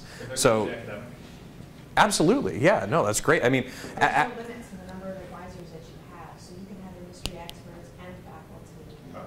So, I think there's, you have 3, right? Yeah, you can have, there's no limit to the number. We want faculty to be engaged in business plans, and so your job is to sort of find them. And there are lots of them here in the college or in engineering or whatever. I don't know what your business is, but there are people that have that kind of expertise that I think would relate to your business. Absolutely, yeah. And those great resources. I mean, you really need to utilize them. So this problem, and again, to be repetitious from the last presentation that I gave, I'm going to tell another story about one of my mentors early on that sort of really highlights this. Is this a compelling problem?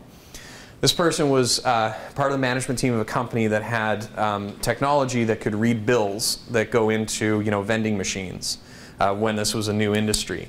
And they had a new technology on it, and they thought that casinos were going to be a really big market for them, because they did some market research, and casinos are big, and they went and found out that, and these are sort of round numbers, but it's something in the area of $1 million a day in losses at a casino just based upon counterfeit bills being passed through the casino.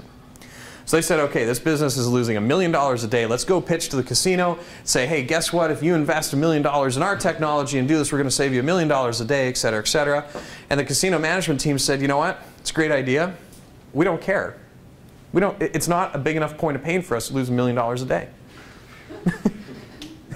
Just doesn't matter. It just doesn't move the needle. It's not worth the time. It's not worth the effort. It's not going to have any meaningful impact on their P&L. They're happy to let the $1 million a day in counterfeit money go through the casino. They just don't care. So here's where this is really important, to align this expectation on what your solution is in this market with that point of pain. Is that really an addressable point of pain? Is that really painful enough that someone's going to go through the time and effort to use your business or your product or your service? So the other thing that you want to do at this stage as well is show that you've done the research on profiling your customer and what their current behaviors are. We had, or I still have, an investment in a medical device company that warms fluids, and it's used by the military. I told this story again as well, but it's a good analogy.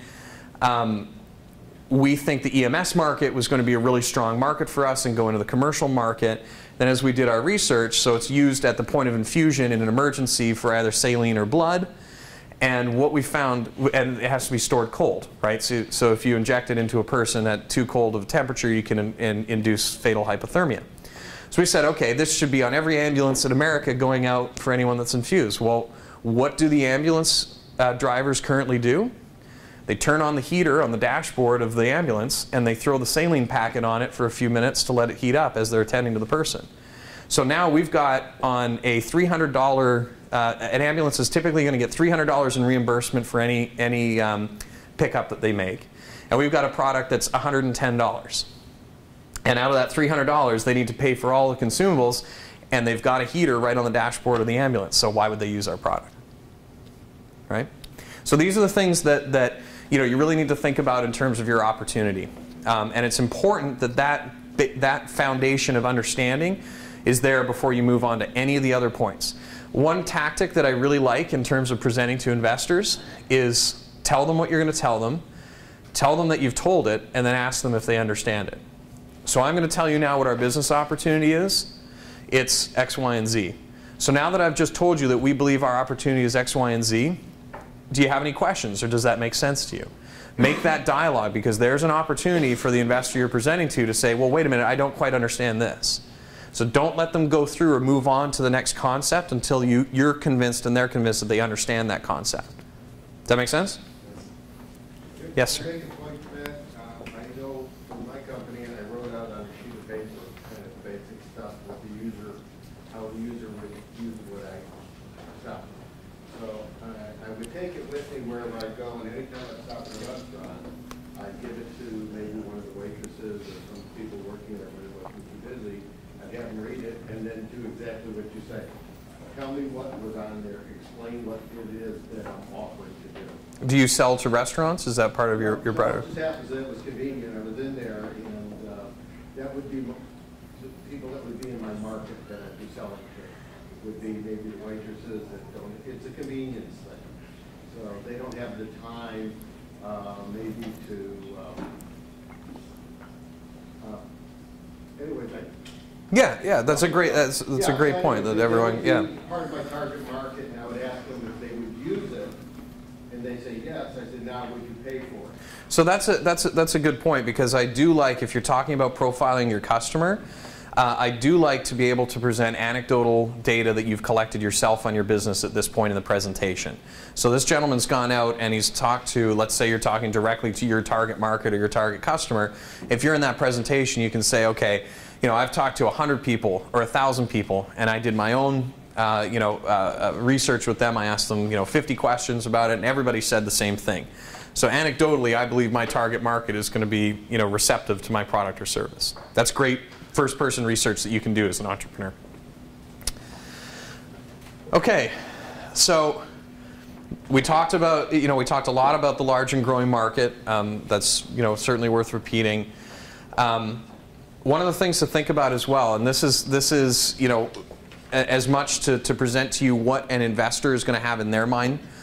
Again, this is about understanding their view of the world. When they're talking about the market, they want to understand that there's a big point of pain, it's a growing market, but is there a lot of money being spent on this problem already, right? So we were talking about the bill pay thing, or the $1 million a day. Well, currently nobody's spending any money on solving that problem because it's not a big enough problem, right? So in your market research, I think it'd be really helpful for you to understand, if you're talking about, ATMs were a great example, right? An ATM created efficiencies that dilute or made people redundant, but that redundancy of people to perform that function was X amount of dollars that was being spent into inefficiencies in the industry, right? Does that make sense to everyone? So if you're taking out inefficiencies, then there's a dollar correlation to those inefficiencies. And then we had another discussion on the market stuff, so I won't go into a lot of detail here. But there's really two ways to address the market. You want to have a top-down and a bottom-up approach. because this is all going to correlate to the metrics of the market and the growth opportunity. Because again, what's the VC thinking when they're sitting at this point in the presentation? Is this a real point of pain? Is there a problem here that you're solving in a unique way, in a defensible way? This is a great opportunity to talk about intellectual property, what's unique about your business that you can defend against competition. And is there a reasonable market that you can address today in your current status as this business that you can get to and generate revenue from? Okay? So the solution. Demonstrate your product or service. This is a great opportunity. How many times I've had, a web-based company or a website company talk to me and not once show me their website. It's pretty important, right? If you're building a website, I want to see what it looks like, or what the functions are. If you have something that you can demonstrate, demonstrate it. If it's if you're selling bottled water, bring it out. Have a mock-up made. There's a great story about BlackBerry. I don't know if you guys know some of the founding stories of BlackBerry, but the founder of the company, a Canadian guy, literally made the first BlackBerry out of a block of wood and shoe polish. And he carved the BlackBerry of what he thought it should look like and made it black and put on. There's no guts to it or technology, and went to the presentation and said, this is the future. People are going to carry these things around and collect their email on them. So explain what your secret sauce is. So the secret sauce is, it goes back to the comment that I just made about being in a defensible position as a business, right? So can you build a beachhead around your opportunity that's really difficult for competition to come into or new innovations to come into? So it's typically going to be done through unique or proprietary technology. It's going to be done through intellectual property, patents. Patents are a double-edged sword, right? A patent is an awarded patent. There's a difference between patent pending and actually having a patent, okay? If you do have a patent, it's a great way to say, I've got intellectual property and I've done the right things to protect that intellectual property. The reality is it's only as good as your ability to defend it. So if Microsoft infringes on your patent and it has a $20 million a year budget for lawyers to attack your patent, how are you ever going to defend that, right? So IP is good more so from a market defense as opposed to an actual competition defense from infringement. Okay, does that make sense to everyone? You want to show that you've got unique characteristics that are really difficult to replicate.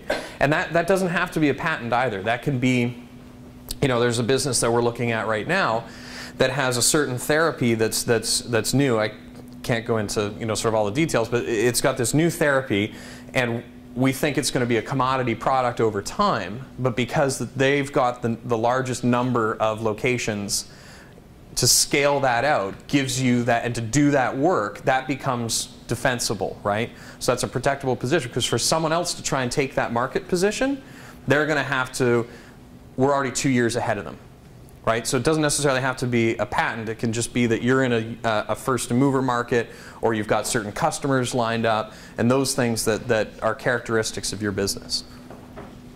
Can you scale? This is the biggest thing, right? Because what are we talking about in that picture right from the beginning, all the different growth stages? This is all about growth. This is all about growing businesses.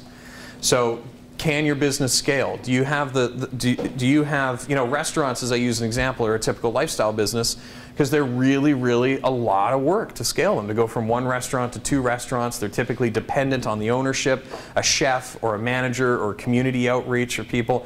You can't just take that and drop it in the next, town and expect the same results. So these types of businesses that venture capitalists look for in those sectors that we were talking about are businesses that you can replicate, and you can replicate and scale rapidly because you've built that scale in. I talked about our back office. The reason that's important to us is because we spend a lot of money and effort and resources in building that scale in upfront into the business. So when it comes time to go from 10 to 50 million in revenue, there's no, your entire accounting system just flows with it, right? You don't have to buy a new accounting system, do a new implementation, get a new CRM program, change your email servers, whatever it may be. You've got some of that scale already built in. Okay? Oh yeah, sorry, go ahead. To back up the patent for just a second. Yeah. I've heard some argument that there's a value to a patent pending over a regular patent, only in the fact that other people can't really see exactly what it is and don't know where to infringe. And now we're getting ready to file right away, the final utility patent, we can pay an extra $4,000 to speed that up a little bit. But then I can also see an advantage to kind of keeping it a little bit in the dark while you go on to marketing. I agree. I mean, you're talking about being in stealth mode versus kind of being in, out there in the marketplace and everybody knows what you're doing. There's sort of two layers to your question. One is a valuation discussion. So if you're presenting a business to me that's got patents, if they're patent pending versus patents that have been awarded, there's going to be a different value associated with those, right? Because there's still some risk in the patent pending that you may not get it, or it might be different. And then to your point about it going public, and when it gets filed and puts on record, and your question about, or your comment on the $4,000, that's a pretty simple business decision. And I agree with you. I think you're thinking about it in the right way. So if I keep it quiet for a little bit, I can also take that $4,000 and allocate it elsewhere, right? And I know from starting companies myself, $4 grand can be a lot of money for a startup company, at that certain point. So it may not be a good allocation of funds, and therefore you've made a business decision to go into the marketing side, and then it's just a time issue. You're just going to wait for you don't need to speed it up. Does that make sense? Okay. Relationships and traction. Again, this goes back to customers. If you can show that you have paying customers, that's a huge advancement on most startup companies. Competition. I love this topic. There is no such thing as no competition. Okay? You have no idea how many companies still, who's your competition? Well, nobody, because we're the best thing since sliced bread. Well, I just gave you two examples of in the casino and in the fluid warmer, that competition isn't even just another company. Our competition, that fluid warmer, is literally the heating system in a truck, right? Or the vents on a dashboard, right? So there's always competition. Don't go down that route. You can say, what you want to do here is you want to say, because it's also one of the quickest ways to get to know. If I have someone that presents to me who their competition is, and I can go online and research 5 companies that I think are competitive that they didn't talk about, I'm going to probably say no. Because it just means that the entrepreneur hasn't done the work to understand what market they're in and learn about their competition. So that's a huge knock to the credibility of the entrepreneur about the amount of work that they've done in the startup phase. So I really like these competitive matrix ways to articulate this. What you want to do is you want to show probably your 5 closest competitors, and then probably another 5 competitors that may be sort of similar. So somewhere around 10 would probably be a good data set. And then remember, this is your story, right? So you pick the criteria that you want me as the investor to judge your business against these other businesses. So if it's speed and efficiency, or if it's, if you're a low-cost option, or, you've got whatever the criteria is to your business, right? List all those criteria, put the 10 companies along, and then just make sure that your business checks all the boxes and nobody else does, right? So you want to show that there is competition, that you've researched the competition, you know what their product or service is or what their offering is, but that you've got all of the most advanced ways to address those characteristics as a business. Okay? Yes?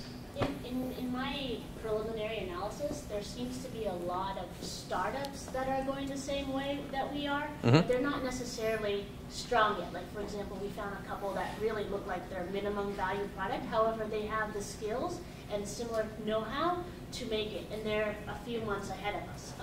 How do you bring those into the light when you don't really have, I mean, it really looks like their minimum valuable product. They don't have a whole lot of features, nor do they have what that would sell at the price that they're looking for, but they're technically in the market now.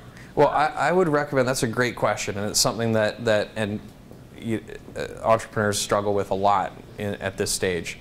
One, the good news is that there's other people tackling this problem. I like that, because also, competition means that it's a real market opportunity. If there's no competition and you're the only person looking at it, then nobody else cares. Why is it that you know something? Everybody else is smarter than me as the investor, and I'm relying on that, right?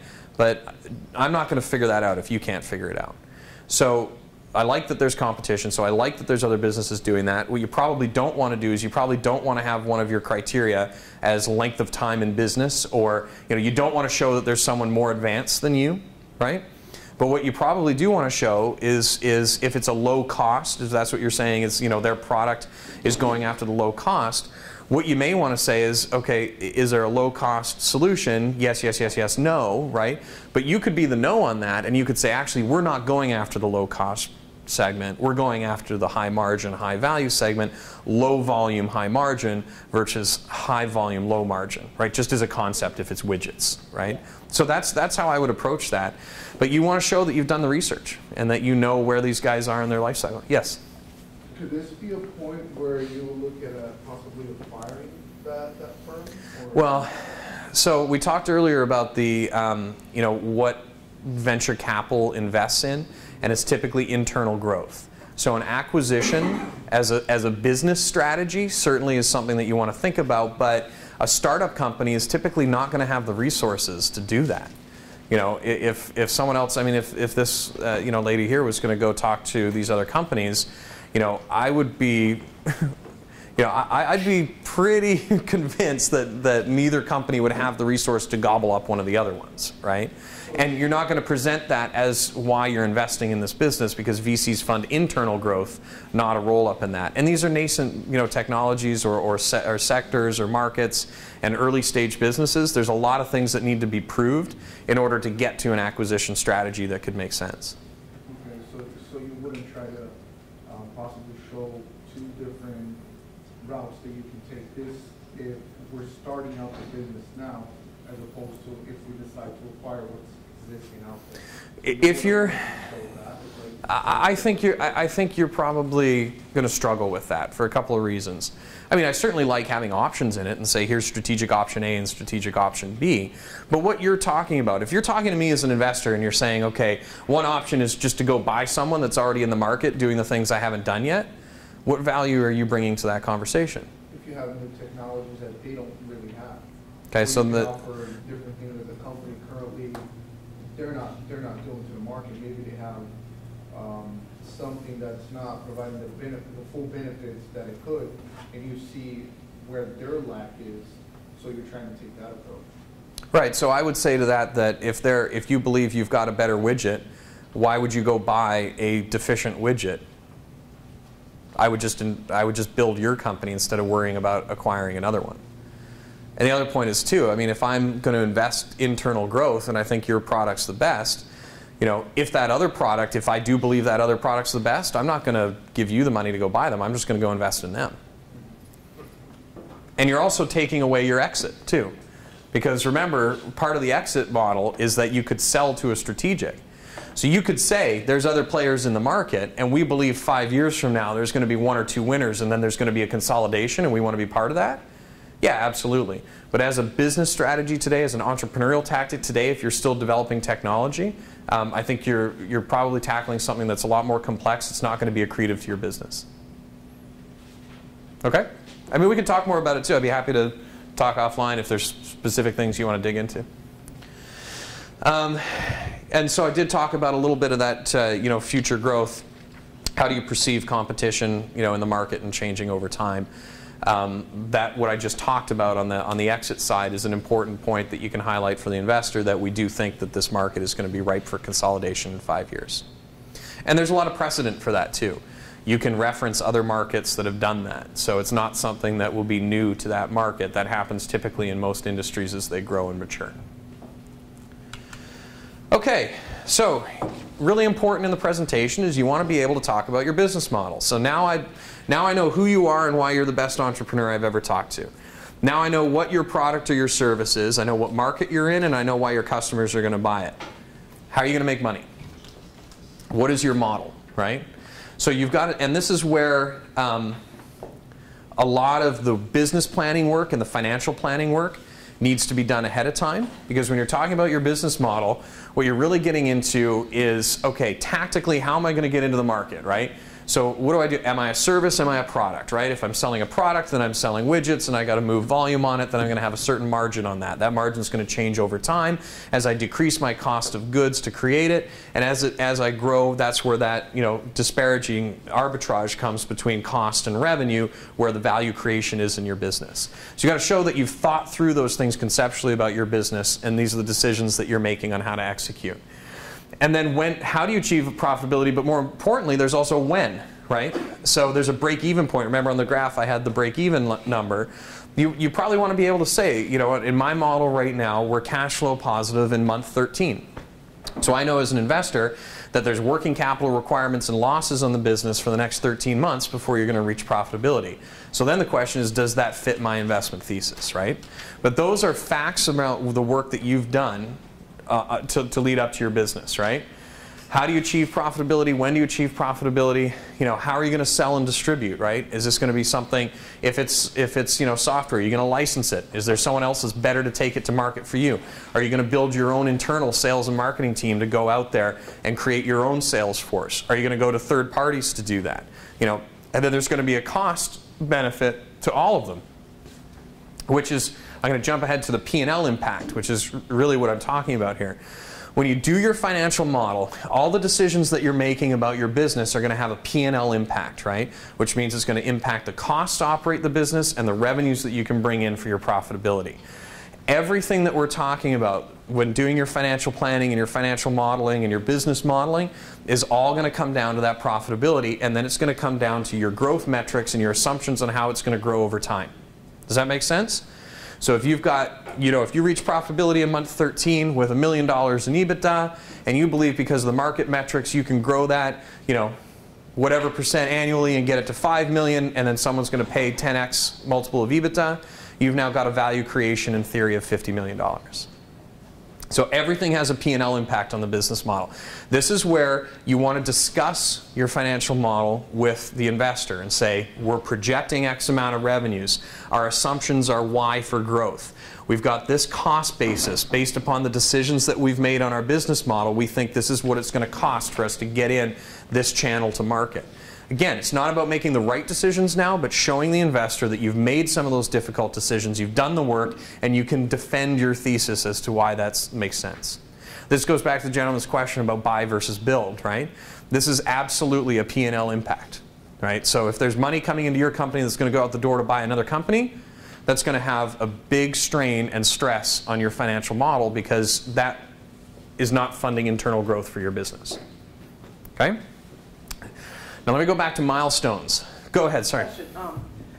When you're presenting the business model, particularly in the business plan, because that's going to be the first presentation we're making, should we be addressing at all like rate of return or distributions or anything, or is that something? Absolutely. Okay, Yeah. So that's, okay. Yeah, absolutely. I mean, that's a key component to your business, right? Right, okay. I thought you said earlier that that was something that, that a lot of times venture capitalists like to keep their money in the business and, you know, oh, I thought you meant like product returns. You're talking about return on investment or ROI or IRR. For the investor. I'm sorry, I misunderstood your question. Do not ever put ROI in your presentation. Okay? Just, you know, a lot of people will say do it or IRR or potential return. I think it is a huge pitfall and you're only going to open up questions that you can't answer. And I don't think you ever want to articulate a return that you're going to offer to your investment because 5 years down the road they're going to pull that plan out and say you didn't deliver on it. Okay? Don't ever, you can talk about it in theory. You can say that we believe the return expectations are going to be in this kind of range. You can do sensitivity work on it.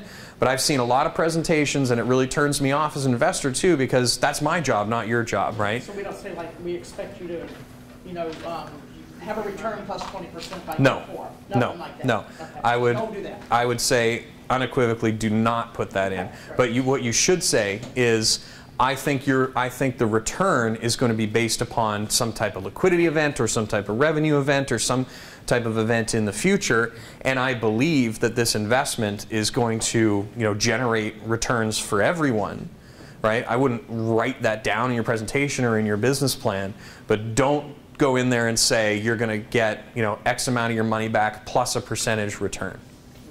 Yeah. Does anyone have any questions on that, or that's a really big point? Yeah, go ahead. Really good point. I wanted to ask you, what about like gross profits? Not so much on what they're getting, but your business itself. Like, yes. So this is P&L impact, right? Return on investment is not P&L impact. Return on investment is what I get as the investor if you execute. Profitability of the business, absolutely, that's a critical point, because remember, the profitability is going to drive a lot of those metrics that you're going to look at in the future to create that thesis on what your return on investment could be.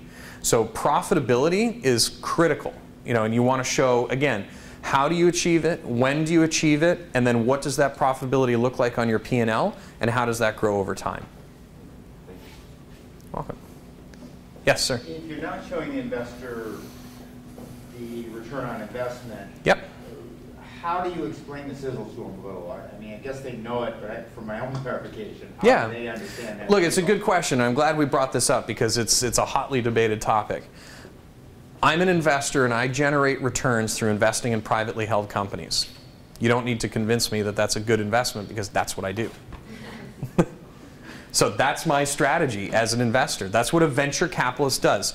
They are the intermediary for the fund to allocate funds into a company to generate returns. You reiterating that point is redundant, but it's also, you don't have the experience or the expertise, or you're not in the position to do that. So the return sizzle that you're talking, that's a great point, is going to be addressed in how you talk about your exit strategy. Because that's where you can turn and say, okay, it's not about generating returns for the VC or for me, because they already know that, they do that, that's why they're in business. But the return on this business or the exit opportunity is really where the sizzle is. So what you want to be able to say is, okay, I'll get to your question in just a second, is say, okay, we think we're going to look like this business, this type of business in 5 years, okay? There's 15 companies, private companies, that also look like that. And they were all sold to other companies for 10x of EBITDA, of whatever of profitability, right, to your point. All these there is a market for privately held companies, okay, and they're sold to other companies. That's the sizzle. That your business, if there's a reasonable probability that your business is going to look like one of those businesses in 5 years, my return is going to be predicated on you executing and those multiples maintaining in the market so that that 10x 5 years from now is consistent. That's where the sizzle comes in, because then the $2 million I invest in your company, if it's if you've got 10 million in EBITDA and it's 10x, it's a $100 million company, my RRR calculation on that I can do, it's going to be 2 million turning into, let's say, 50% of 100 million, so 2 million into $50 million. That's the value creation, that's the return, that's the sizzle. It's nothing about telling me what my return on investment is. It's on a company basis, value creation. That make sense? Yeah, I guess it's my understanding that the structure, what is it I'm offering for what they're giving, and I guess that's the difference. Yeah, we'll get into valuation. That's going to be a big topic. We'll get into valuation. But it all dovetails together. See how all these things are intertwined, right? Value creation, growth, amount of investment, who you're talking to. You had a question as well. It's more of a comment than a question. Mm-hmm. Because how can you really get an IRR or ROI? You don't even know what the terms are going to be of the investment. Exactly. You don't know exactly how much they're going to give you. You know what you're asking for, but you don't know what you're getting, and you don't know what the terms are going to be. So how do you really come up with that anyway? That's actually a terrific point, because if you're making an assumption that I'm gonna buy 25% of your company and you're assuming that 25% is going to give me a certain ROI, I'm probably going to want to buy 50%. The fact is, I actually want to buy 100% of your company, because if I believe that value creation is there, that's the deal that I'm going to want to strike. Right. Plus, like my friend said, if you take the ROI and the IRR out, because in our revenue model, it's in there. It shouldn't be in your revenue model. It was in the revenue model. It should, yeah. Okay, but if you take that out of there, it changes everything also. Yeah, the IRR or the ROI should sit outside of the P&L and should sit outside of your profitability. Why don't we talk about that, directly afterwards, because I can sort of help you decouple some of that. There was another question. Yeah. As business owners and stuff and entrepreneurs, I know that we want to retain majority of ownership of the company. Do most investors go out there wanting to buy over 50% of the company or invest at 100%? Can you hold on to that question until we get to valuation? Sure. Because that's exactly, and there's quite a bit on this topic, and I just want to make sure we got time to get to it. But we will definitely address that, okay?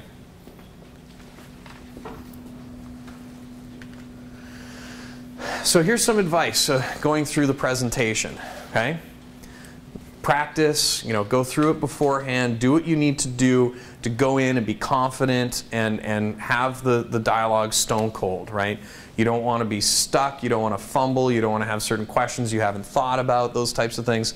Just really practice, that's really important. There's going to be an hour, you're typically going to have an hour time frame to give your presentation. So make sure that you've got a lot of time for Q&A. These are interactive business meetings. This is not, like this, standing up in front of a board saying, this is typically going to be, management team and VCs. There's probably only going to be a couple people there, and they're going to throw as many fastballs at you as they can in that presentation. So be ready to address those questions and talk them through and make sure that you've got enough time that you're not scrambling to get through some points in your presentation if people get to, if you get too many questions asked. So 10 to 20 slides is usually a good amount. You don't want to inundate people with, with too many slides like I've done here today. But you want to make it between, sort of 12 and 20 slides. Cite facts. When you're talking about things, be factual. Don't put, like the question about the sizzle, that's great. Sizzle has a place when you talk about exit. That's the final thing you're going to talk about, right? Don't make claims or statements and try and embellish the characteristics of your business. Be factual, right? Not we are planning to provide the best customer service in this area. Well, that's not factual. It doesn't get me anywhere. We're currently servicing X amount of customers, and our customers are telling us that we're the best. That I like. I don't want you to just tell me things that are kind of fluffy and sizzly that don't have any meat to them, right? And if you're putting facts in and you're putting statistics in, make sure that you cite them in a footnote. I think I did my footnotes in gray so you can't read them, but when I had some of the stats in there, make sure you put it in, because typically, and always bring a printed copy as well, because what will happen is that document will be circulated around internally. So a couple of things to think about in doing that. If you've got a fact in there, you want to be able to show that someone can find that fact and research it and validate it. Because again, what's a VC trying to do? Get to know, right? And if we can pick apart your facts and your research, that's a really quick way to get to know if it's not accurate or it's not cited. So make sure that you have those facts in there, and also think about the presentation I see some people have printed out of this presentation. Think about it where if someone was to hand that presentation to someone else inside a VC firm and say, hey, take a look at this, and you weren't there to guide them through the dialogue, would they be able to understand it? So it's got to stand on its own 2 feet as a document, okay? Usually business casual is these are the things to think about, but most VCs don't wear ties. And it's, whatever you're comfortable in. And, you really want to position that your business is a fit with the investor. So if they're a clean tech investor that typically invests $5 million in solar companies, you want to be a solar company that needs $5 million, right? Talking to them. You want to fit, you want to show that you fit. Best way to find that, as I mentioned earlier, research the portfolio of the fund that you're talking to. If it's a venture capital fund, look at who they've invested in. VC have really great websites, and they usually give you a lot of information there.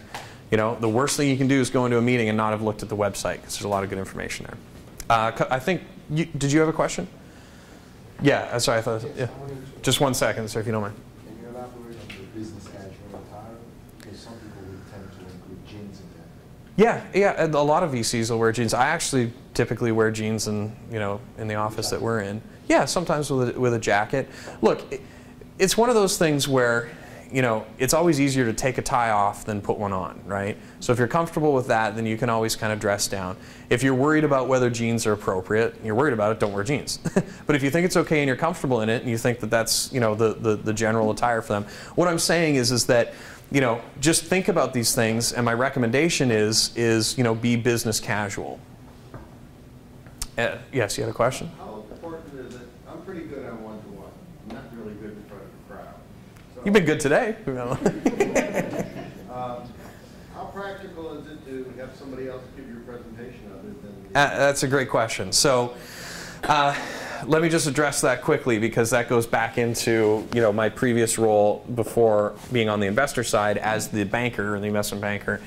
There were times where I had management teams I was raising money for that were horrible at presentations, and so I would have to give it. It was never something where I went in. There were a couple of occasions, that's not true, where I would go in and talk to an investor without the entrepreneur there. They didn't, there were no results from that. It's best if you're giving the story yourself. But if you have advisors or part of your management team, here's a great example. If you have, let's take your question here about the CFO. So if you have recruited the CFO as part of your management team and you get to, the financial summary, have the CFO give that part of the presentation. Is there another question over here? No? Okay. All right. We're going to move on to valuation. So does anyone have any more questions on the actual pitch, the presentation, Pretty good? Okay. Moving right along. We have about a half hour left, so this should be good. Okay. Valuation is a very, very complex component to your business, and it's a complex discussion to have with the investor. My recommendation is you want to create the opportunity for the investor to ask you about valuation as opposed to you giving it to them preemptively. Why? Valuation is irrelevant unless I'm interested in your business. So if I'm asking you what you think the value of your business is, that means that conceptually you've got me interested. If I don't ask you, I'm probably not interested, which means that even if you tell me, it's not really going to make that much of a difference, and it's probably going to be a data point that I'm going to hang you with later and say why I don't want to invest. So what you have to do is go through your own valuation analysis on your side, think it through, and then create, as much as you can, create that dialogue that you want them asking you for, because it means that you're going to start that discussion. Valuation is a negotiation, okay? It's not a steadfast. This is one of the things I hate about that Shark Tank show. Right? Every time they come in, they're like, how much money do you need? How much do you want to sell in your company? 5, 4, no, done. That's just not reality. That just doesn't happen, right? Valuation is an art and a science in creating a valuation. It's a negotiation, and there's so many things that kind of go into it that you need to think about these things going into that conversation. And typically what you want to end up is saying, based upon my research, based upon these different methodologies that we're going to get into, we believe the company and based upon competitive information, we believe the company is going to be in some type of valuation range. And then you get into your question about how much percentage, and this was your question rather, what percentage does somebody want and what are their expectations? The company that I mentioned that we grew to 60 million in 3 years, we owned 80% of that business as the investor. A lot of entrepreneurs, are scared about that. And, they're going to say, wow, I'd never give up 80% of my company. All of that management team are multimillionaires now off their 20%. So was it a good investment for them? Yeah. Yeah, very good deal for them. It's a fair deal. So this is the point. Valuation, should really end up being fair at the end of the day, because now you're a partner. Yeah, go ahead. Just a quick question. When you say the $60 million business, 60 million, is that the value or is that revenue? At the time, the company was generating 60 million, and I can't tell you what the transaction metrics were, but based upon the profitability of that company, the private equity firm bought it as a multiple of Y. Okay, so it's not revenue, not profit. It was profit. Oh, yeah, profit. I'm just saying the metric of the business that I can share with you is the revenue number. So you take that profitability, and then businesses, in that market were getting a certain multiple, and we sold it at that multiple. Okay. That makes sense? Yeah. Did you have a question? I'm sorry. I thought I saw it. Okay. All right. So let's talk about two methods: relative value and absolute value. Okay. Relative value we're going to lead with because I think it's one of the most important ways to value, or most effective ways as well, to value an early stage company. And it's something that you should be doing your research on as you're going through building your plan. Okay? Relative value is based upon a competitive exit or a comparable set of data. So what we're talking about is the exit value of your business. So your question, okay, is really important in this. So you've got EBITDA, right, which is, you know, the metric that you want to get to in your P&L or your profitability, okay? So if your company looks like this type of company in this sector, you want to go out and do as much research as you can. You want to go to investment banks. They publish a lot of this data. You want to go to the NVCA, which is the Venture Capital Association's website. There's a lot of data on there. And you can find out companies that look like that at that stage were sold for this multiple, right? And you want to find as many of those data points as possible. So if you have 10 companies that are if you're a clean tech company and you're in solar, and you've got, you know, you're a distributor of solar panels, right? And there's 10 other solar panel distributors that were all sold over the last period of time. It could be years, it could be months. It's typically going to be over a few years period. And every one of those companies was sold in a range between 8 and 12 multiple of EBITDA. Okay, now this is not always public information. You're going to have to do a lot of research to get this. But if they were sold between 8, then your relative value based upon your projections, okay, is going to fall into a sensitivity range between that 8 and 12 multiple. So if your projections show that you're going to have keep the numbers easy, you're going to have $1 million in profit in year 5, and 10 companies were all sold as a multiple of 10 of profit, then your relative value in 5 years of that company based upon that $1 million is a $10 million company. Because now there's a market that shows that that business can be sold for that value. Okay? Now again, this is just exit multiple on a sale. Okay? So if you've got that sale number, now remember, this is based off of your revenue numbers, your projections. Nobody has a crystal ball, so they never come true. So what you want to do is say, okay, if you're getting to $1 million, your sensitivity is if we miss our numbers by 10%, or if we exceed our numbers by 10%, and we only do $800,000 in profit. That's an $8 million company, not a $10 million company. So now you're starting to get relative valuation ranges. Okay? This is a really important concept for relative value. Is everyone sort of following me on the, you know, going out there, getting the transaction values, the market data, the intelligence that's already out there, and then making comparisons? Okay. So EBITDA is an accounting measure, right? And that's typically for relative value. If I'm the VC and I've got a portfolio of companies, I'm going to make decisions on EBITDA as an accounting measure and whether I'm going to sell that business now or hold on to it. And I'm going to sell it if the EBITDA multiples are high enough that I'm going to generate an outsized return for my initial investment. So our example, when I keep talking about the $60 million company, we had X amount in EBITDA. We knew that the accounting measure in the market was, you know, a Y multiple. And we knew for our $2 million, if we sold, you know, the percentage that we did at that period of time, that was a return for us. Does that make sense? Okay. There's an absolute value, okay, that you can also generate. And this is, I don't recommend a DCF model for a startup company, but it's something that you can do if you want to have an additional data point. And a DCF is discounted cash flows. So what you do is you take the terminal value of cash flows in the future and use the net present value of money, the time value of money, and coming up with a net present value of those future revenues, which is a, you know, if you're going to generate $1 million of revenue over the next 5 years, in today's money, discounting it back to today, it's going to be worth this amount of money. The reason that I don't, and this is a really great metric for a company that has history, track record, and has, you know, 3 or 5 years of financials. The reason is because it's all predicated on pro formas, which means that these are projections, these are future numbers, and they're highly sensitive to changes or variation over time, right?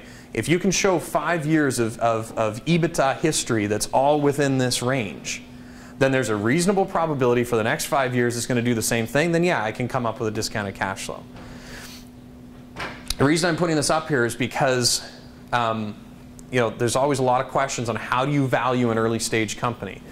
The DCF valuation, or this absolute valuation, just really comes into discounting what your revenue projections are, kind of back of the napkin math that I'm going to do as an investor, right?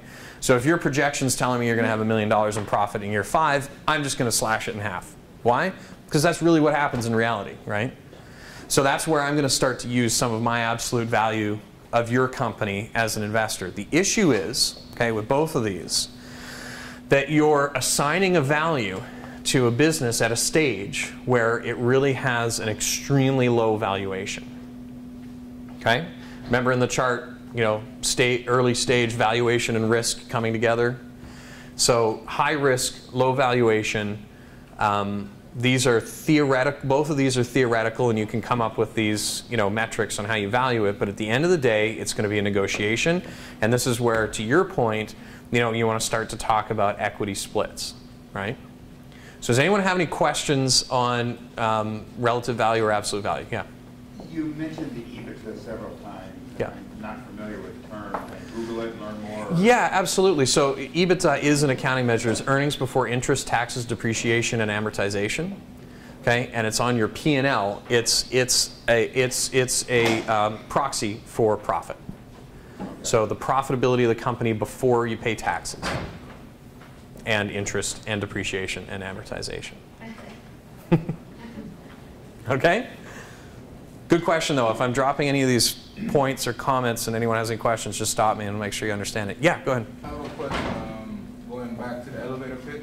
Yeah. Pitch before that. Do you really mention your competitors in your pitch?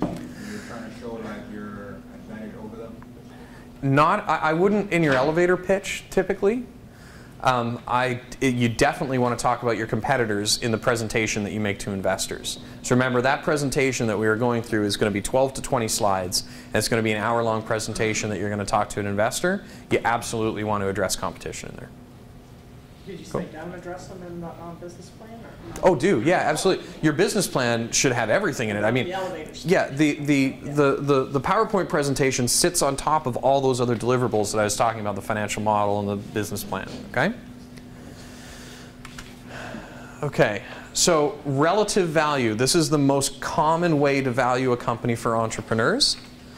One of the ways, as you do your research on relative value and your comparables, you need to take into consideration the sector. So you want to be in the same sector with companies that are in the same sector that you're in. The size of the business. Is this a strategic acquisition or an IPO? Typically, you're going to make the assumption that it's a strategic acquisition. Why? Because there are relatively few IPOs and the IPO market's been incredibly quiet since 2008. So the probability of being in that 20% of successful portfolio companies that are actually going to go IPO is extremely low. The probability of being sold is the more reasonable probability. So what you want to say is, you know, here are the characteristics of a business that I think my business is going to look like in 5 years. If it does look like that in 5 years, here's the relative value based upon the market. Is that clear? Everyone got that? Okay. So now we're going to talk a little bit more, and we're going to get to your equity split, you know, because that's really the punchline. We're going to talk a little bit more about what's called pre-money and post-money. Okay? So we're talking about equity ownership now. So now you've got the relative value, maybe you've got, you know, some other valuation metrics you're going to put in there, and you've got an idea, okay, using it, you know, quantitatively my company is going to look like this from a valuation standpoint. Well, now let's get back to reality, because you're sitting across the table from me as an investor, and you've got very little value in your business as a practical matter today. Okay? So you're going to end up talking in terms of pre-money and post-money. Okay? Pre-money and post-money is quite simply what you believe the company's worth today, and then what the company's worth tomorrow, including my investment. Okay? This is a key concept that you're going to discuss absolutely with an investor, pre-money, post-money. Okay? And what you're really talking about, what's the equity and how do you split it? Okay, so for the purposes of this discussion, we're going to assume one type of equity, which means that it's preferred. Okay? We're not going to assume preferred common, different returns. We're just going to say you got 100 pieces in a pie and you're going to divvy up the pie. Okay? The pre-money is what you're going to value your company at today. There's a number of things that you can think about for pre-money valuation. How much money have you put into the business so far? If you've invested $150,000 in the business, there's your basis. You want to start at $150,000 valuation. Of course, you've spent that money, so there's no liquidity in it, so there could be, you know, I could argue that there's a discount to that, but at least you want to start to triangulate some different data points, okay? you put $150,000 in the business, but guess what? You've already spent a year and a half working on the business. Something called sweat equity. And sweat equity is rolling up your sleeves, executing, and showing that you're achieving milestones in your business, right? And that's what that picture was all about, going from those different stages, right? That's all milestone driven. As a footnote, I love milestones as a way to articulate your business plan. We want to be here in month 2. We want to be here in month 3. I like...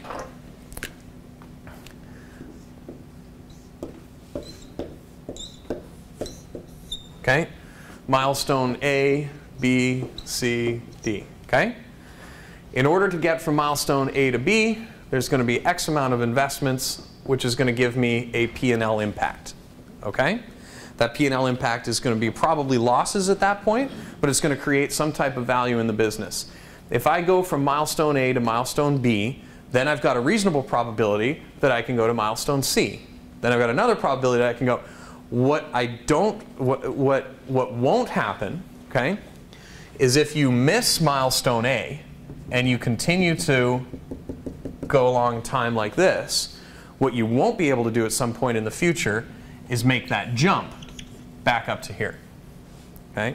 So milestones, I love using milestones as steps, as stepping stones, because you grow the business on a pragmatic execution basis. Okay? I love in the business plan doing sort of Gantt charts, right? Where you've got activities, or months rather, and then you've got activities that you need to run in the business. So in month 1, you're going to be doing these things. In month 2, you're going to be doing these 3 things. In month 3, you're going to be doing these 2 things. Because it's a way to track your success. You put it in as part of your game plan, and it's a way to measure your own execution capabilities. Okay? What did you call that chart? A Gantt chart? Yeah, a Gantt chart is like in project management when you put together, you know, time and task. G-A-N-T, it's an acronym for something. I don't know where I picked it up, but you can research it. So let's go back to valuation, okay? Pre-money valuation, you've got sweat equity, you've got money that you've put in yourself, and then you're going to have some inflection points and milestones that you're probably already here, right? So you're going to say, I already have 150 customers. I completed my beta test. I brought on 5 people on the management team. I've been in business for 2 years. These different characteristics of your business at that point in time is where the art of the valuation comes in, which is where you're going to come up with your pre-money valuation. Okay? Let me show you. Yeah. So let me show you pre and post money. Okay? The investment, let's say in this new new company, theoretically, you're going to go into a Series A, which a Series A is referring to the first round of external capital that you take in after your friends and family round. It's called Series A. Companies can do multiple series of investment, but as you do, there's dilution on the equity. So we're talking about the first real dilution to the ownership here in a Series A. So you want $2 million, and you think your company is worth $1 million today. So you have a pre-money valuation of $1 million, and you own 100% of the equity. See under exit summary on the bottom here, we've got pre-money, you own 100% as the founder, and you think it's worth $1 million. Okay, the blue numbers are what you manipulate in this. Okay, but you need $2 million in order to grow your business. So the $2 million comes in, you've got a post-money valuation of $3 million, which means, for all intents and purposes, you've just sold 66% of your company. Okay? So you will be diluted down to a 33% ownership. Okay? Yeah, I see your reaction here to this, and it's actually, remember the story I told? The management team that we had in that company, they ended up with 20% after we invested, and they are multi-millionaires. Okay? So it's not always about holding on to as much of the pie, right? And think about what we've talked about today. Value-added investor. I would rather sell more of my company now to someone who can help me grow it more and have a smaller piece of the pie for a bigger return than struggling with 100% of the pie and not having the resources that I need to execute. Yeah, go ahead. I don't know if this is on topic or not, but with the Facebook deal, how did they dilute Eduardo Eduardo. out of the company when they were like full owners? That's a great question. That's a great question, and they did multiple series. And by the way, I think he's worth $2 or $3 billion now out of it. Yeah, exactly. Because now it's a little bit complicated, but I'll give it to you in just sort of what happens is you're actually, this is assuming one class of shares, okay, that everyone that participates pari passu in the business, okay, on the same share basis. What happens in multiple rounds is you're going to issue different types of equity that's going to become the capitalization table of the company. So what they did is going into a Series D, let's call it, after multiple series of financing, certain classes of equity got diluted and they created new and issued new shares on existing classes. Exactly. Yeah. Yeah. It's kind of important to also notice that even though its ownership is at 66%, it's not always not powered, but that's a great point. So I'm going to, both of those questions are really good topics. So the Facebook thing, and the reason that he was not able to defend his equity position is because in all likelihood he didn't have any of the operational control that he would have needed in order to participate in that decision. He was a victim of that because he had no control. And this is the point that you're asking. We are talking about economic control. Okay? There's a difference between economic control and operational control. So as an investor, when I come in, and this is where the term sheet is going to be really important, there is going to be a set of either positive or negative covenants that I'm going to put on your business as an investor of expectations that I'm going to have on how you're going to make decisions as a management team. For example, can you, as the management team, as a startup, if you're the entrepreneur and I'm giving you, $2 million, am I going to be comfortable with you signing a purchase order for anything over $50,000 without my approval? That is operational control. It also happens at the board level too, right? So you're going to have a board. Just as a point, you always want an odd number of members on your board, okay? 3, 5, so you can't have a deadlock. If I'm investing in your company, am I going to let you write a $50,000 check without, conferring with me first, right? Now, that's not to be a pain in your ass, right? But that's to say, okay, entrepreneurs could be, I'm a shoe business and all of a sudden I want to be in jewelry and I'm going to write, a $500,000 check. I'm going to spend 20% of my investment on a business strategy that I'm not investing in. Right? So you want to be consistent to your business plan, you want to be consistent to your strategy, and operational control, and this is how it likely happened at Facebook, is he lost operational control from a voting standpoint and couldn't have influenced the issuance of those additional shares. So there's a lot of things that I'm going to ask for as an investor operationally that I'm going to want to have, because I'm going to, you're going to be a custodian of my funds, but it's not that you just go back to your garage and, get to do this without me. Yeah? Regarding the business as a legal entity, do venture capital firms prefer business to be incorporated or organized as an LLC? Incorporated. They do not invest in LLCs. Okay? The reason is, now this is okay though, the reason is because as the GP-LP structure that I showed to you as the general partner, the limited partners do not want to have a pass-through taxation entity that they have an interest in, because they're going to get K-1s on every investment every year. All they're interested in is in the return of the fund. Okay? So venture capital cannot invest in an LLC. You as an entrepreneur want to be an LLC today. Okay? If you're an LLC, it's quite simple. If the investor's ready, you convert to a corporation. You can convert from an LLC to an incorporation. You can't go the other way. Okay? My recommendation is that you would always start as an LLC because it's the most tax advantageous entity for you as an entrepreneur. And as you mature in these conversations with venture capitalists, then that's the point that you consider converting to a corporation. Okay? So, go ahead, yeah. And say you're a corporation, C Corp, would the venture capital general partners usually add to your board of directors as well, like bring their assets, their accountants, lawyers? Absolutely. That goes back to the value-added discussion, and you really want to be clear about what the expectations are. Do you guys know who Fred Wilson is from Union Square Ventures in New York? Invested in Twitter. That's one of his. He has a great blog, by the way. If you want to read about, it's called avc.com.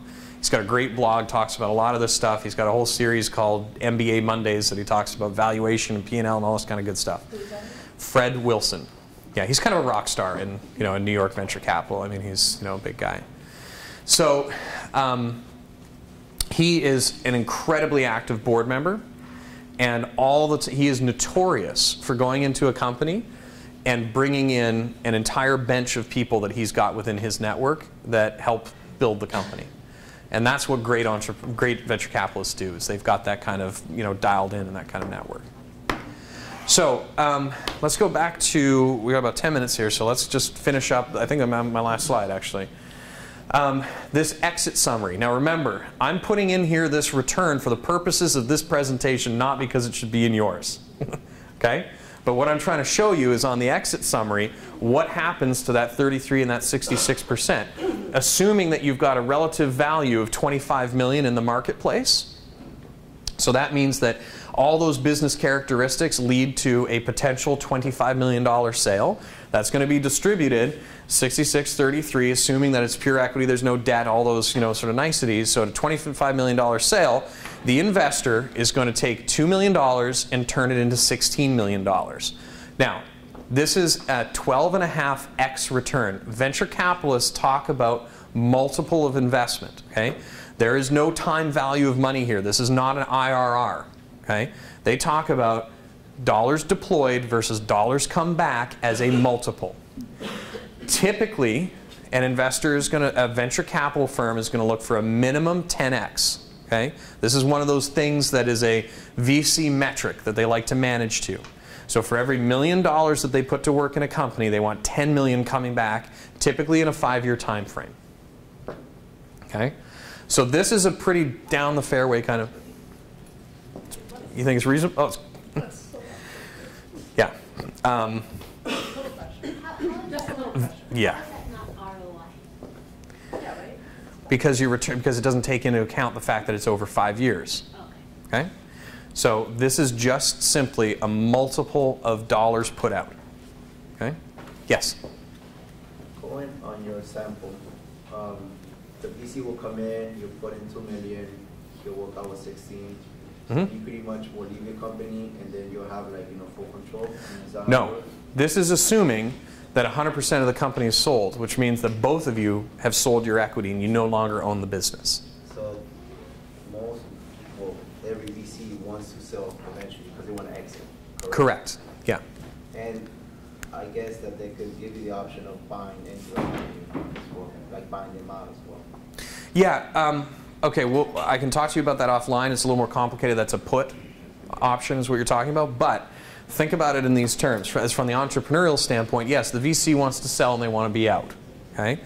You want to sell because you want to create a liquidity event because guess what? All your sweat equity and everything is now worth $8 million. Everybody in here would probably like an $8 million check, right? It doesn't mean that you have to leave the business, though, because if you're the operator, part of the reason that they're buying the business may be because they want to keep you on as part of the management team. One more question. Can your 1 million investment, can that just be like sweat equity, meaning just your idea? Absolutely, yeah. This goes back to the pre-money valuation that we talked about, that you're going to take into consideration all those points. This is a theory. I'm not saying every company is worth $1 million pre-money. Your company is going to have a pre-money valuation that you're going to have to negotiate with yourself before you go in and talk to anyone. And it's going to be based upon how much traction you have, how much development you need, how much money you need, how much money you've put in, how much sweat equity you've got in, how many customers you have, if you're generating revenue or not. That's the art of the valuation.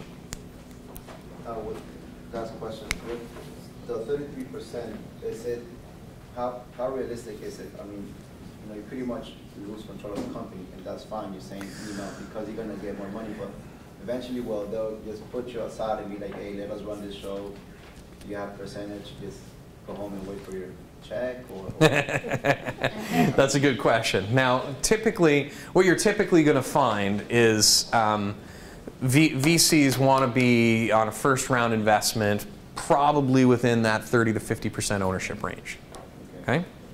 So you can back into your valuation then knowing that you just need to sell 50% of your company for $1 million, right? Or whatever the money is that you need, right? Because remember, the money that you're raising is to go into the internal growth of your company, right? Which means that if you raise that amount of money, that means that you need to know that you can't execute on your business for any less. That the things that you need to do in order to be that company that's going to be worth $25 million in the future, you need $2 million for. That's not $1.5 million. That's not $2.2 million because you're not going to spend it. This is your use of proceeds that you're going to talk about with the investor, what you need. Okay. The best analogy is Rocky, right? I think the story goes something like Stallone knew, I think it was his first movie. Stallone knew that he needed $1 million to make Rocky, and that was a huge budget at that period of time. And he got offers from multiple studios for $500,000, $750,000, and he didn't make it. He finally got the $1 million offer, and it cleaned up at the Oscars, right? So think about it in that term. You need this money in order to execute on your business. Now, you talked about giving up control. This is what we talked about earlier. This isn't necessary. This is economic interest. This is not operational control. And you're going to have to negotiate all of those points about whether or not the investor wants to take you out or you can take them out. How do you unwind it? I've got one more slide. Just some advice on discussing valuation. Don't be equity greedy. I've given you the story of the 20% that worked out incredibly well. Know what the market will look for. In the market being the investor, when you're talking to them, what their expectation is, right? 30 to 50%. I mean, it's typically what you want to start thinking in terms of your mindset. Valuation's an art and a science, okay? So the art piece, you're going to have to get good at as the entrepreneur. That sweat equity piece and understanding that pre-money valuation. And it's a function of a negotiation with an investor. So the ultimate valuation that you peg on your term sheet is going to be a negotiation with them, and it's going to be tied into all those economic and operational control issues. Try to let them bring it up. And the single, I talked about the whole theme through this. What's my job as a venture capitalist is to find a reason to say no. The number one thing that I will look for in a presentation to say no about and not move on is valuation. I will go right to that page in every presentation if I get through the executive summary, and if your valuation is not what I believe to be either market or realistic, or that because what it says is that your expectations are unrealistic. So why would I go into a negotiation with you if you have unrealistic expectations? Because now the work's on me to convince you, to show you why you're wrong. I will say no and pass and move on to the next one. Okay. Valuation is based on revenue, right? Not if you're a pre-revenue company and you don't have any revenue. How is it that companies like Instagram yesterday got $40 million with Yeah. zero revenue? Correct.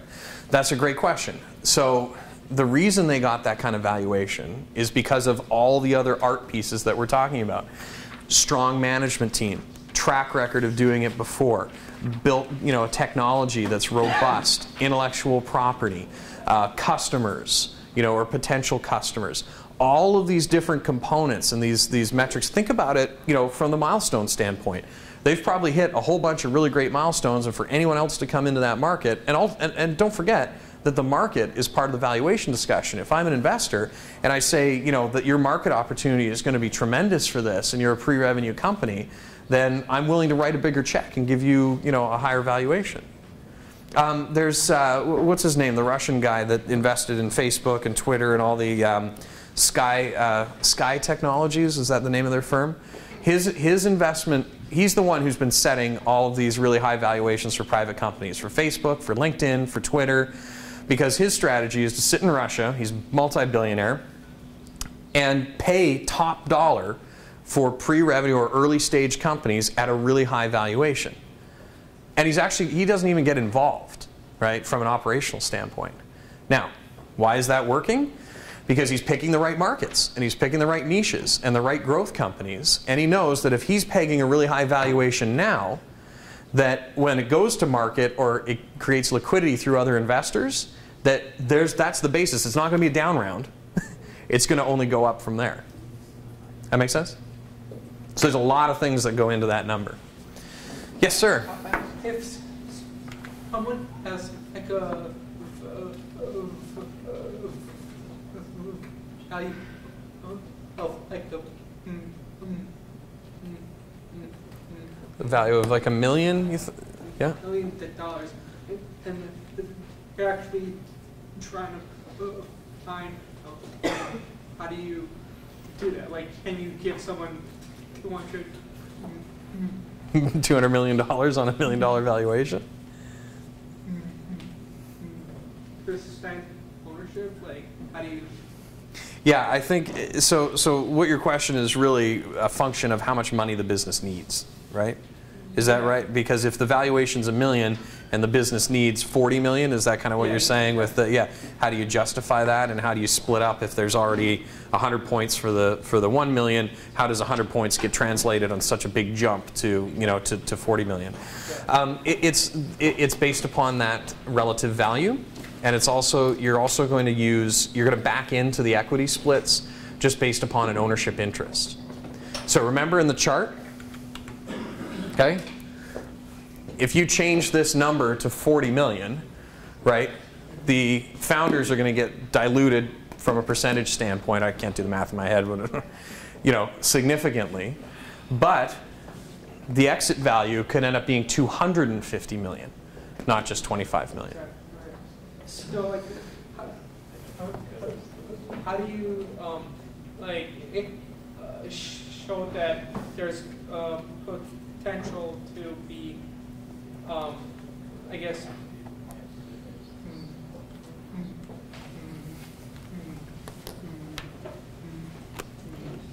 better in the future? So how do you show that the valuation will increase over time? Is that kind of the question, if I understand? Yeah. So that's a really good question, and it goes back to a number of points we've talked about today. The stage of the company. Remember the chart. You know, as the valuation goes up, right, as risk goes down. So what you want to show, and this is the most important thing when you're presenting to investors, that you as a management team have a track record or an ability to execute. Okay? The single mitigating factor to risk is execution. If you mitigate risk, you increase value. So if like someone's just starting out, how does he show yeah. So you've hit on the entrepreneurial conundrum, right? You've hit on exactly the right point. You can't, right? And this gentleman brought it up as well. You know, a company with revenue. If you're a pre-revenue company, you can't, right? So what you can show is that in a resource constraint, time constraint, and information poor environment, that you've made a set of decisions that give you the highest probability of success in the future. Okay. And those decisions that you've made are based upon executing on your business plan, or executing on your business plan. The first milestone may be just writing your business plan, right? No revenue, no nothing. I mean, that could be a milestone. I've written a business plan for a new product to disrupt a new market opportunity. It's a pretty big task for an entrepreneur with very little resource, time, and information to come up with that. So that business plan as itself might be a really big milestone for you.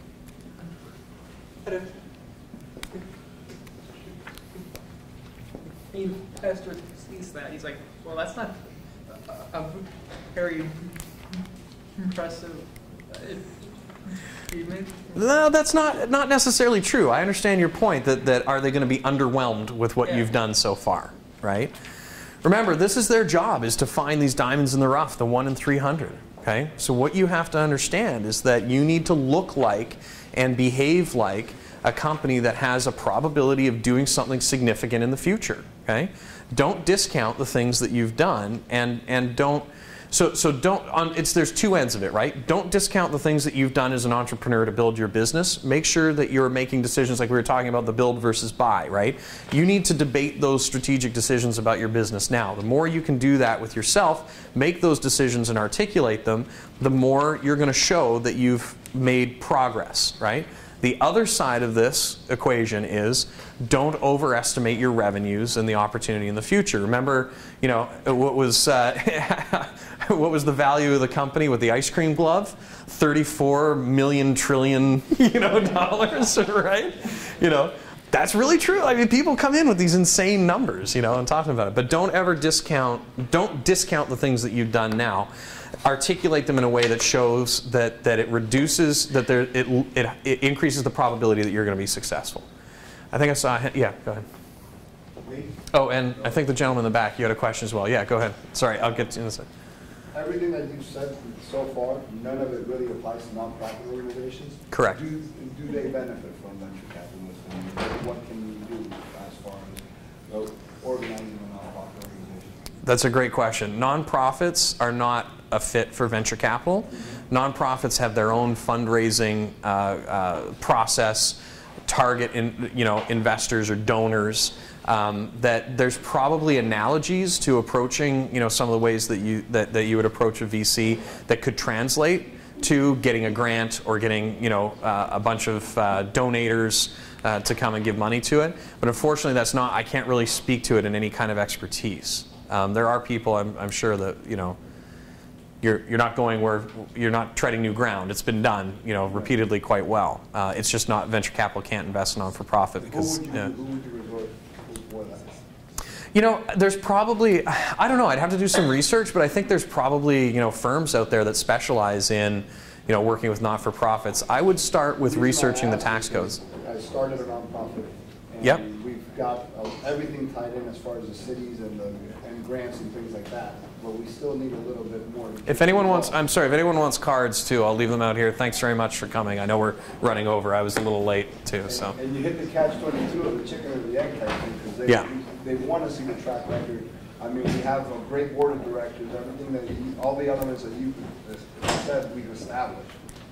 There's probably some, what I would recommend is trying to find someone who's gone there before, and either another non-for-profit that has a decent budget, or one that's in the same area that you're in, or there's probably consultants or people that will work with you to help you through it if it's your first time. But I mean, I commend you on doing it. I'm not down on not-for-profits. It's just not a, it negates the investment strategy.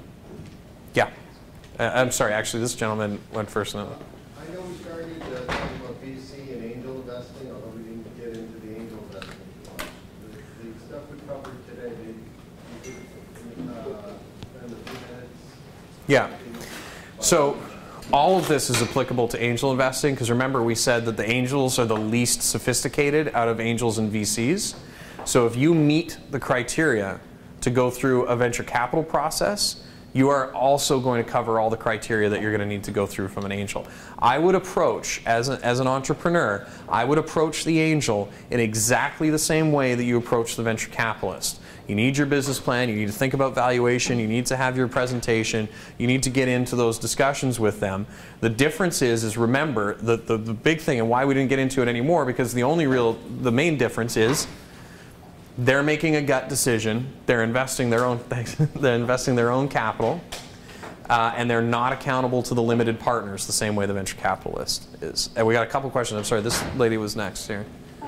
In your talk, you talked about finding out what other companies have sold for at their exit. And you said that that's not easy to do. It is not. How does one go about doing that? That's a great question, and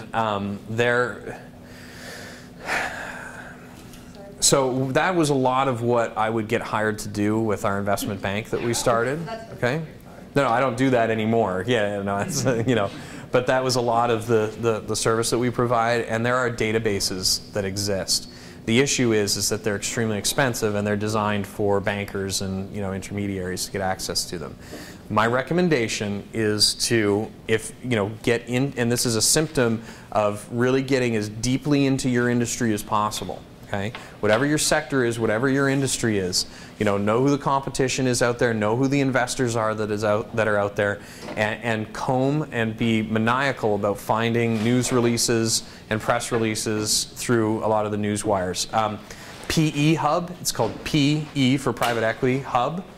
Thanks for coming, guys. Thank you.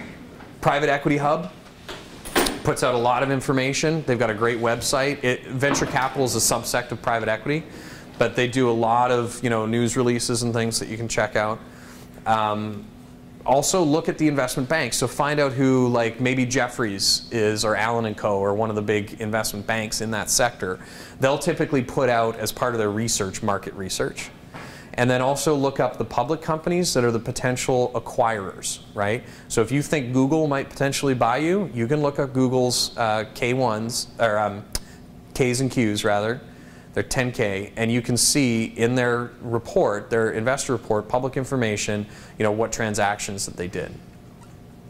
And create your own database or buy into one of the ones that exists. Talk to other companies, find out who's been sold. A company being sold, in particular a company being sold at any sort of meaningful level, is going to get news release on it somewhere, right? Find out who it is. You should know those people in the industry at some point anyway, if that's your industry. Call them up, see if they can get information. Hey, I'm an entrepreneur, I want to do what you did, I'm 5 years behind you, and I think we're going to do some interesting stuff. Help me understand, who would you go to? This gentleman next, and then this gentleman here, I think. Right? Yeah, going back to the management team. Yeah. What would be a strategy for recruiting or for incentivizing somebody to be part of your management team while you're at the pre-revenue stage? The number one currency that you have is equity. As an entrepreneur, the number one currency that you have is equity. Okay? As an entrepreneur, the number one currency that you have is equity. If you need to recruit a management team and get people into your company, use equity. Talk about issuing stock. Yeah, bring them in as a partner. If you can't afford to pay them, look at the guy at Facebook who painted the wall that's worth, whatever, $100 million, right? They used their equity as their currency. They didn't want to spend money to have a guy paint a wall, and now he is the single most successful artist in the history of the world on a dollar value because he painted a wall at Facebook and he took equity. This gentleman had a question. Yeah, just following up on the angel investors. Yeah. If in a small company, let's say a small company managed to raise some funds from angel investors, but they can't go as far as getting venture capital. So they exit, or they want to return the investment to the angel, but the company cannot be acquired. They just continue working in Over what period of time? I don't know, let's say 5 years. When are you supposed to return the investment to the angel? If you cannot be acquired or cannot go public?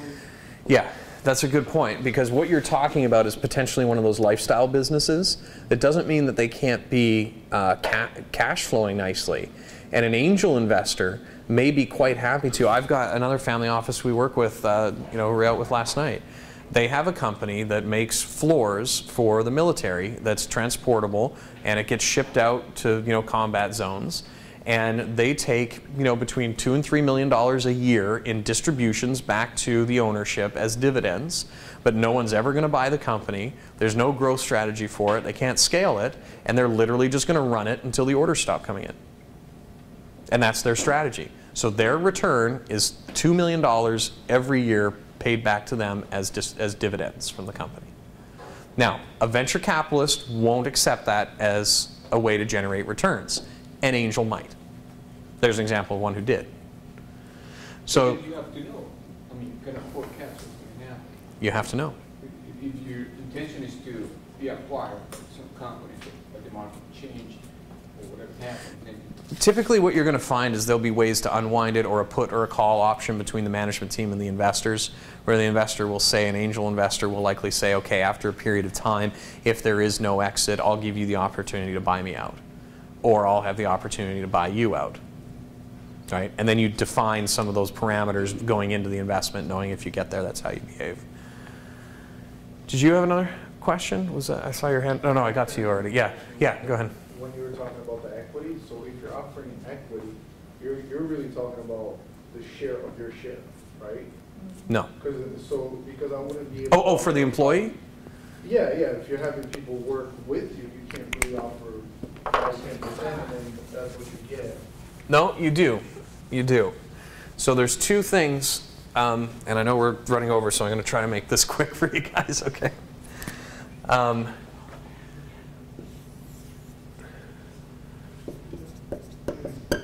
Okay. You got 100% equity of the business on day one as the entrepreneur, right? let's say two things happen. Let's say you bring in a management team and you want to give them equity, and you bring in an investor, okay? First thing that's going to happen, right, is you're going to bring in the investor, and you're going to divide this, let's say, 70-30, okay? It's the new investor. You get diluted from 100 down to 70%, okay? Now, what you can do, and we're going to get into, we're not going to be able to address this in the amount of time that we have right now, but one of the things that you can do is you can either take from this 70%, give 10% to the new person that's coming in, or simultaneously in this transaction, you can issue a second class of shares that is an employee option pool and give them 10% of the employee option pool. Look on the NVCA, on the term sheets, and look how they address, there's something called a full ratchet, which you want to address in the employee option pool, because investors will want you to set up an option pool because they know it's the best currency that you have to attract talent. But if you don't allocate all of it, there's also a mechanism where it goes back into their 30%. Okay? Final question, and then we got to wrap it up. I think you had a question, right? Big difference between VCs and angel investors. VC, they go in and X amount of time, they want out. Angel investors are in it for the long run, pretty much. Not always. The big difference is that the VC has other investors that they're accountable to. The angel is investing off of their own balance sheet. Okay, so it's my money if I'm investing. Okay, which means that I'm going to have a much broader spectrum of outcomes that I'm comfortable with as an angel than I am as a VC. Does that make sense? Could an angel tell you in 5 years we're going to sell, just like this example? Yeah, I mean, now you're talking about terms of a specific transaction, and they may. Typically what's going to happen is going to be collaborative, right? You're going to be around the table with your investors, and you're going to want to make the decision to optimize your exit. What you said, look on the NVC. Yeah, NVCA, which is the National Venture Capital Association. Look up term sheets. Okay? Listen, I want to thank everyone for coming today. Wonderful questions. I'm sorry I was running a little late and running a little over now. Thank you. Keep at it. Entrepreneurship is so important. Really, keep doing what you guys are doing. Thank you.